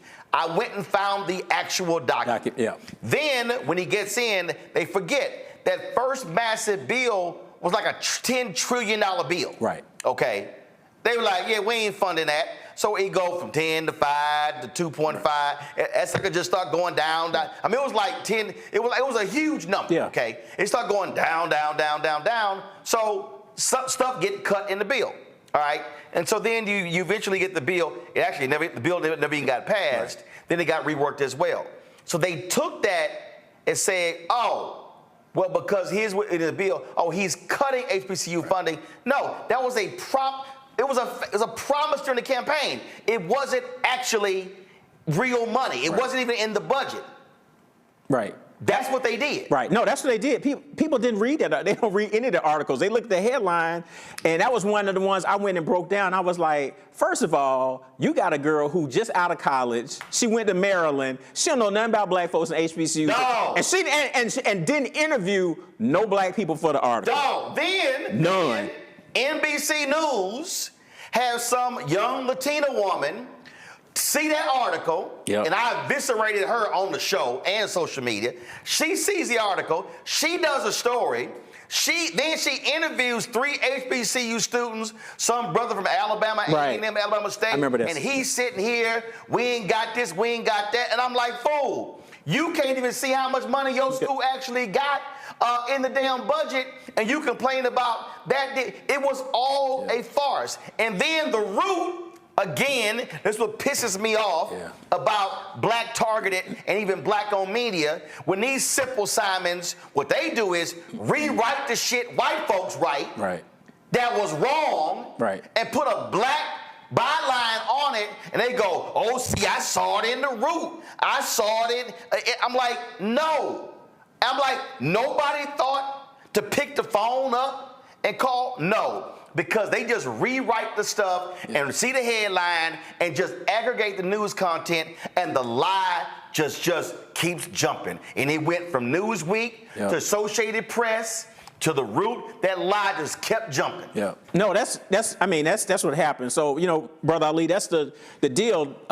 If you put them side by side, Biden has gone hard. He's been pushing Congress. I think, you know, people say, well, you didn't keep a promise. He's asked for more money than anybody. And if I started adding it up, he probably asked for more money in his first term than most presidents asked completely in their entirety of their time being president. So he's made the effort. So when they put this out, again and again, I ain't got a problem saying it, they were horrible at messaging this. Yeah, absolutely. They dropped it on the Thursday.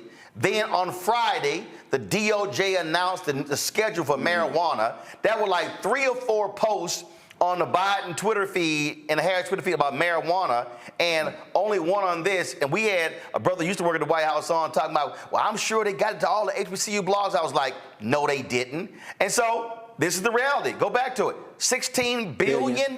Yep. 16, but, and let me be clear, Donald Trump's people cannot show you a document like this that comes near that amount. So when they say he funded, when you have old mushmouth Tim Scott, he funded more than that, it's a straight ass lie. Yeah. No, it's not a comparison. Like his biggest numbers, Trump would have been from CARES Act, because one of them was done during his term, but then 2 were done under Biden, and they were bigger.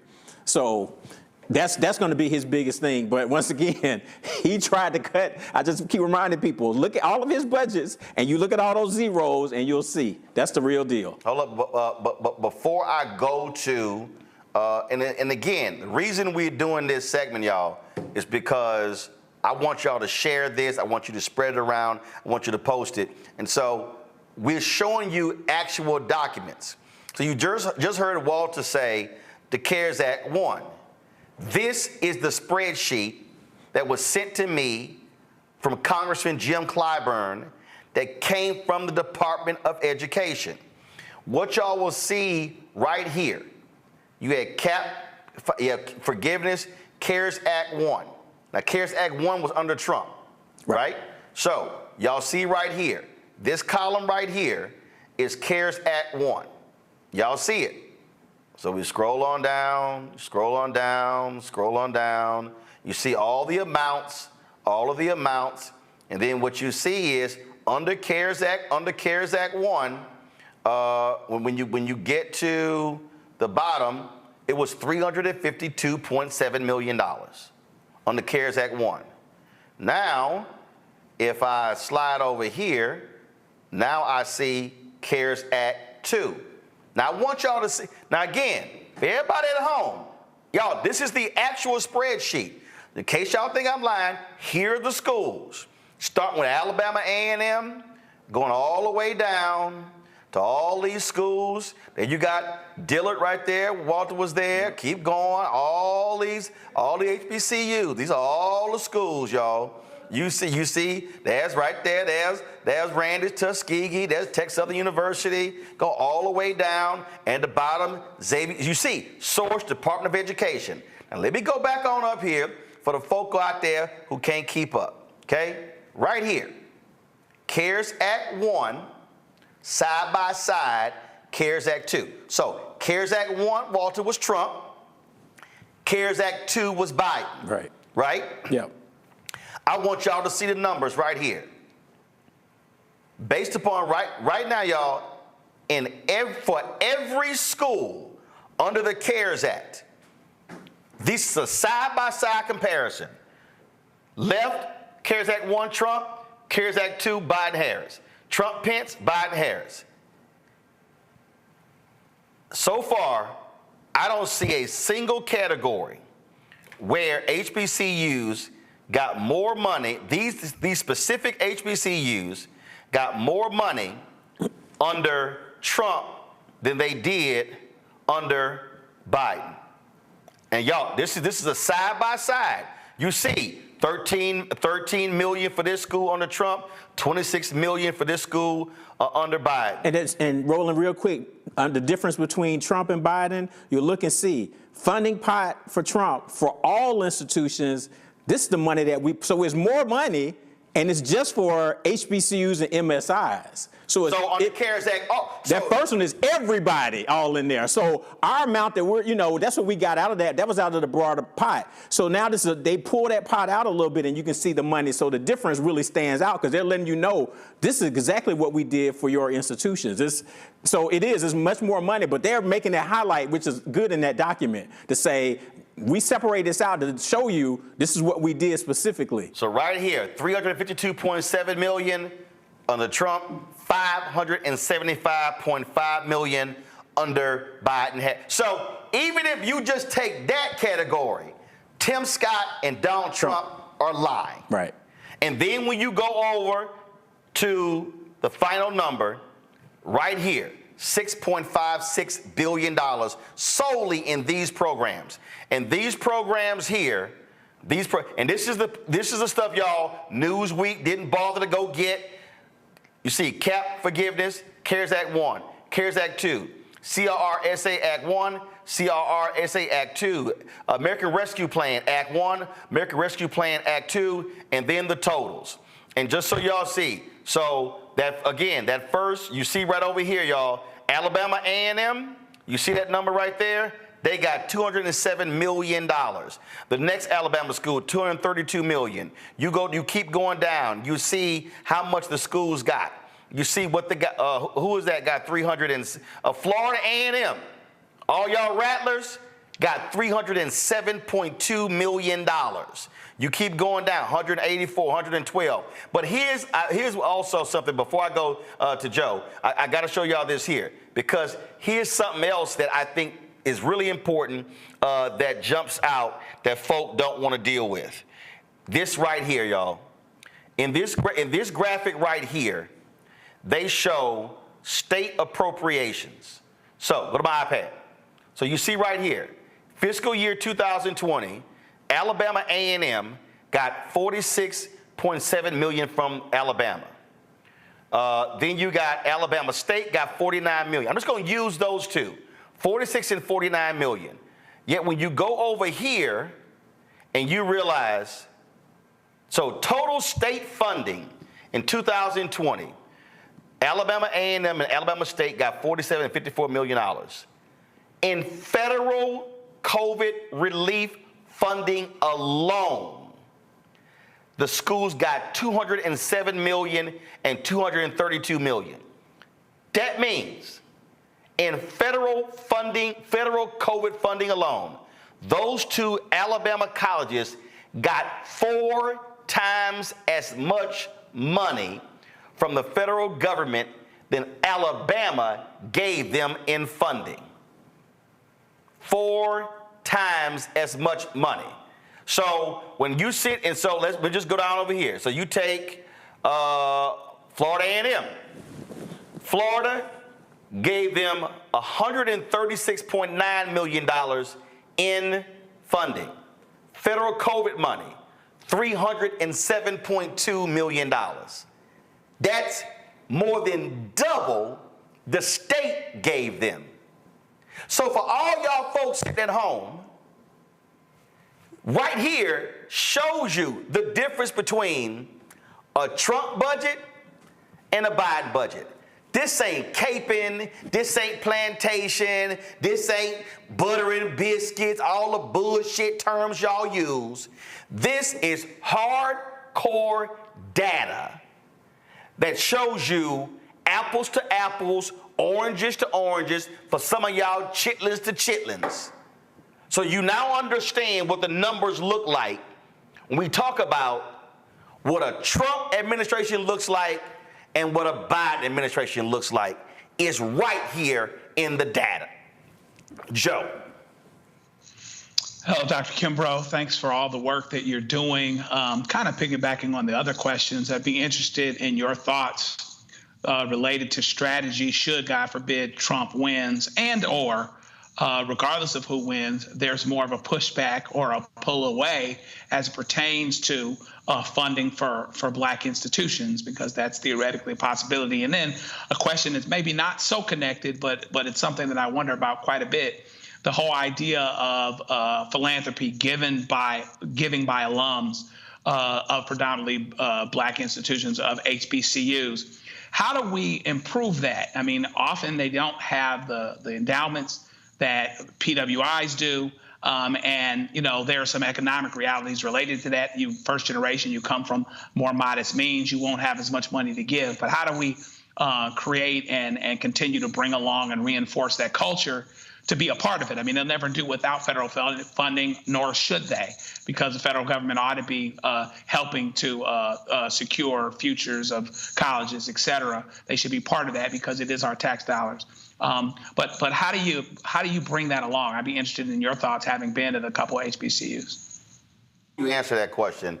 I want us to also remember this here, and that is Secretary Cardona and Secretary Vilsack, Education as well as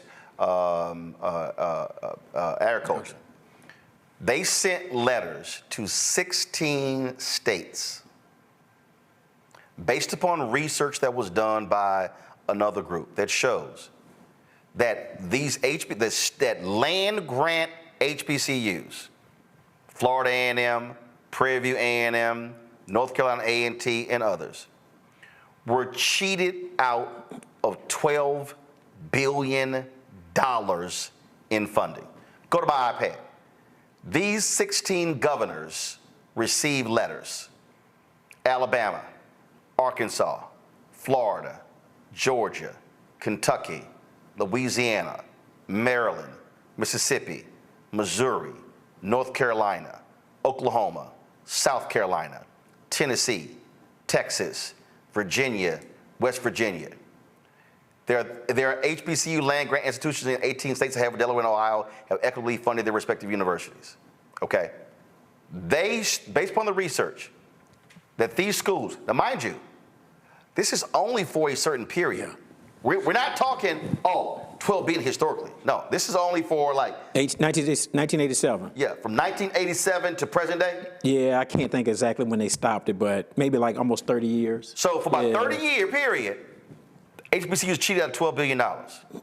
So when they talk about buildings and things along those lines, absolutely. Well, hell, when you've been cheated out of $12 billion, you can't build shit. Right. And so part of our deal needs to be black-owned media, but also alumni and just black folks in general, saying to Georgia, you sitting on billions of dollars surplus, when are you going to give Fort Valley State their $1.2 billion? And going down the line. Mm-hmm. This is just land grant money. Right. This is not states underfunding them. This is money that the federal government sent to the states that they diverted away from the HBCUs to the white schools. Yeah. Yeah, and I think part of the credit they should get, even as this administration, is to just put it out there. They saw it and said, look, y'all need to be held accountable. Now, of course, most of these Southern governors are pushing back. Well, we can do, but I give them some credit for even making this a part of our consciousness to say, we need to keep pushing for this. So I think that's important. Joe, to your points real quick, historically, HBCUs have done well despite who was in the White House. I don't probably agree with Rand Paul a lot, but I do agree with him when he said when Democrats are in control, Republicans are conservatives. But when Republicans are in control, there are no conservatives. So that's why, Trump tried to cut the budget, but HBCUs ended up getting over $100 million more when he was president because everybody realized this dude just going to spend, so we about to get some for our school. So we just take advantage of it. So there has always been good bipartisan support. Probably HBCUs get more bipartisan support than most things do. So I'm not as concerned about that. If they do some things with Department of Ed, that can make things tricky because I'm more concerned about what they do with, work study and grant programs. So that would be detrimental. So I have a concern about that. And again, hold on, sit right there. But people don't understand the reason that's detrimental because when you talk about most of your HBCUs, they are surviving on the students' financial aid. Yeah. So when we talk about HBCU funding, research dollars and grants, that's one thing. When we talk about cuts to Pell Grants, that's a cut to HBCUs. Yeah. When you talk about cuts to other loan programs, that's a cut to HBCUs. Right. And so when we talk about the impact on cuts, education cuts, they hurt HBCUs disproportionately because you've got some schools, 90+% of the entire school's operating budget is solely based upon student tuition. That's why when the Obama administration totally screwed up with the Parent Plus loan when they announced it, that was devastating to HBCUs because that dropped in like August, and you saw 25, 30, 40% of students not showing up, and that was massive holes in budgets. Yeah, no, people struggle with that. They rolled it out in a bad way. So I found out Norman Francis called me. He was like, are you looking at your enrollment? That's how I found out, because he called me. So that was part of the challenge. But you're right. And once again, I tell people, go look at the budgets. Go look at, Trump did work with the institutions to bring back year-round Pell Grant. Go back and look and see what he proposed for Pell Grants. We don't talk about that. And HBCUs are 2/3 Pell Grants for all HBCU students. Nationally, all college students about 35% Pell Grants. So we're double. So if House Republicans are out here talking about we need to slash Pell Grants, that means they are actually trying to gut HBCUs. Yep, that's us. So we have to protect that. So so far Congress has done a good job. Even when Trump was president, tried to cut it, they were able to support it. John, your other point in terms of giving. The Pew Research data says that still African Americans are the most generous people in the United States. And I think sometimes people lament to say, well, why is the percentage of HBCU giving so low? And I think about it differently because a lot of, black folks who they're active, with their institution, they're very active in church too. So they give in the church first. I'm a preacher's kid. Right. So that's part of it. So it's not that they aren't giving. So I think we have to continue to get them to try to figure out how do we support both Mark Morial talks about a civic tithe where you tithe to church and you tithe to community organizations. So that's part of it. And then we got to get more of our churches to do some things like Alfred Street does in Virginia, where, you know, they do big HBCU weekend. They do a college fair. They have a HBCU president come speak. They give them, I spoke during COVID, $50,000 for Dillard that was unrestricted. We need everybody doing those kinds of things because black folks are giving, and it might not just be directly to the institution. Some of that is going to churches. So we've got to partner a little bit better. And I know UNCF was trying to do a big faith-based initiative to try to do some of that. So, but we still can do a better job in terms of improving those rates. When I was at Dillard, our alumni giving rate was only 4%, but right before COVID, we got to 23%. So there is some margins that we can move that to, but we've got to have other partnerships. But also, I want us to also recognize that when we are fighting, when you're fighting on behalf of the Fearless Fund, when you're fighting on behalf, when you're fighting with the stuff that Randy is doing in terms of battling these companies with DEI, black giving is directly impacted by black earning. And when you have a black college graduate who's earning on average less than a white high school graduate, then black people having more student loan debt than anybody else, all of those things has an impact on black giving. The fact of the matter is this here. If black people are able to make more money, then we are able to give. And this is where, right here, where I talk about Project 2025. For anybody who's black understanding, they want to go after, in a huge way, federal bureaucracy. Black people over-index in government jobs. That's where you see more black people making high 5- and 6-figure salaries. So when they start yelling government cuts, that means government jobs. That means disproportionately black people. So that means it's gonna be less giving. So we have to understand, and I'm all, look, of all HBCUs, I've been to 58 of them. And I've done 19 commencements, I think I did 19 commencements, 19 or 20. And I'm always talking about how we have to give. And my point is this here. If it's going from 4 to 23%, I'm saying I don't care if you can only send $5. Send it. Send it, yeah. There's no excuse. So a HBCU should have 100% giving, because even if you just send in $1, you sending $1 is better than you sending nothing.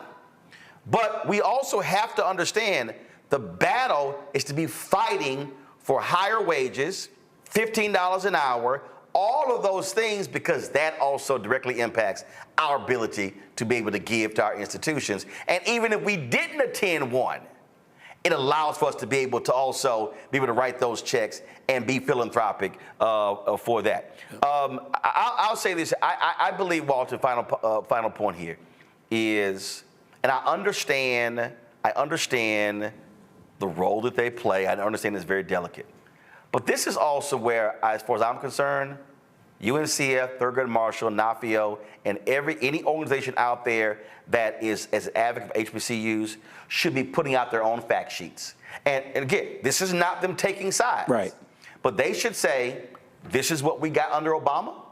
This is what Trump was proposing and what we got. And this is what we got under Biden-Harris. So the broader HBCU community has the facts coming from those organizations.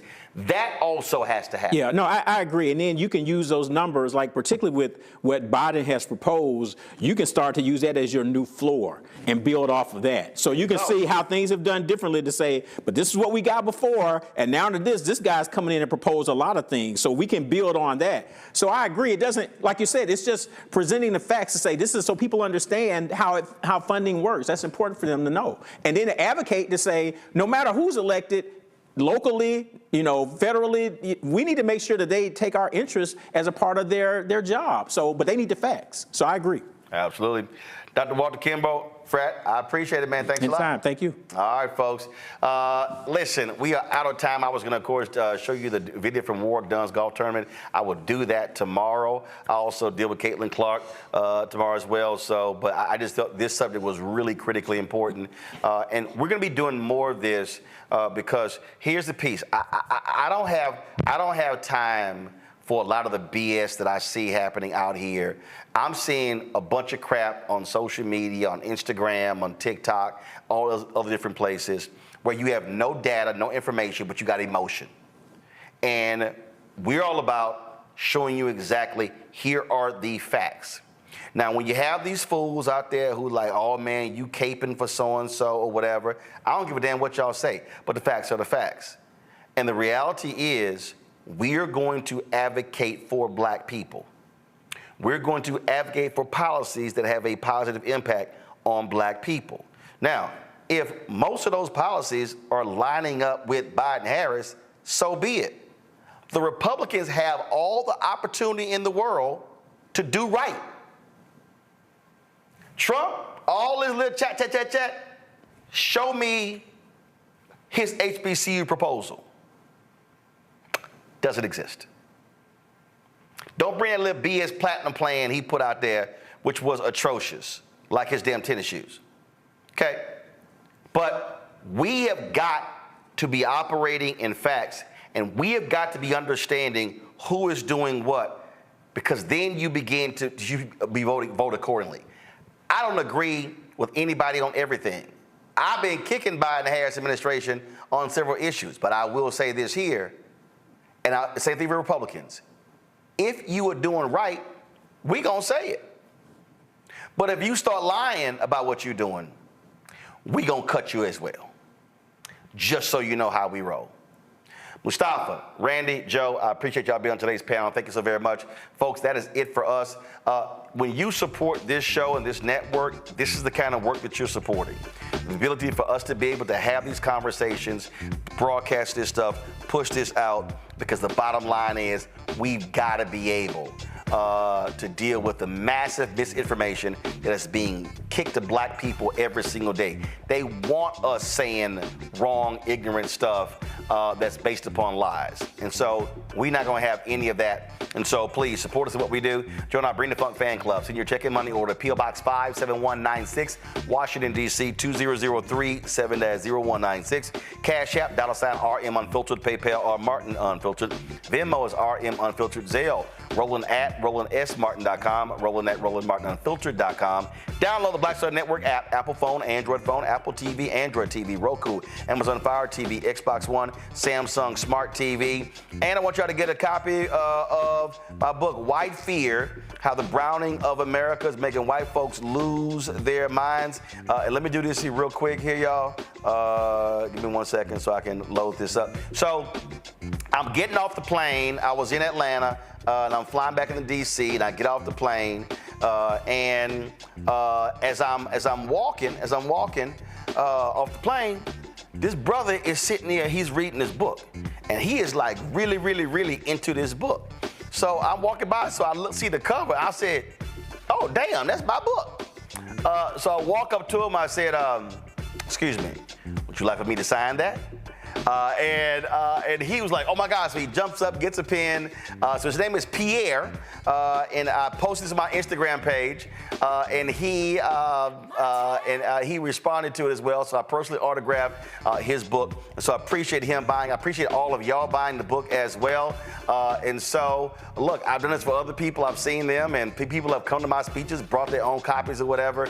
And so be sure to get a copy of my book, White Fear, How the Browning of America is Making White Folks Lose Their Minds. If you want to understand Project 2025, you want to understand Ed Bloom going after Fearless Fund, if you want to understand a lot of these policies, White Fear breaks it down. And I dropped it September 2022. I told y'all this stuff was going down. So be sure to get a copy of that book. All right, y'all. See y'all tomorrow. Holla! Black Star Network is here. Oh, no punch! I'm real revolutionary right now. Thank you for being the voice of Black America. All the momentum we have now, we have to keep this going. The video looks phenomenal. See, there's a difference between Black Star Network and black-owned media and something like CNN. You can't be black-owned media and be scared. It's time to be smart. Bring your eyeballs home. You dig?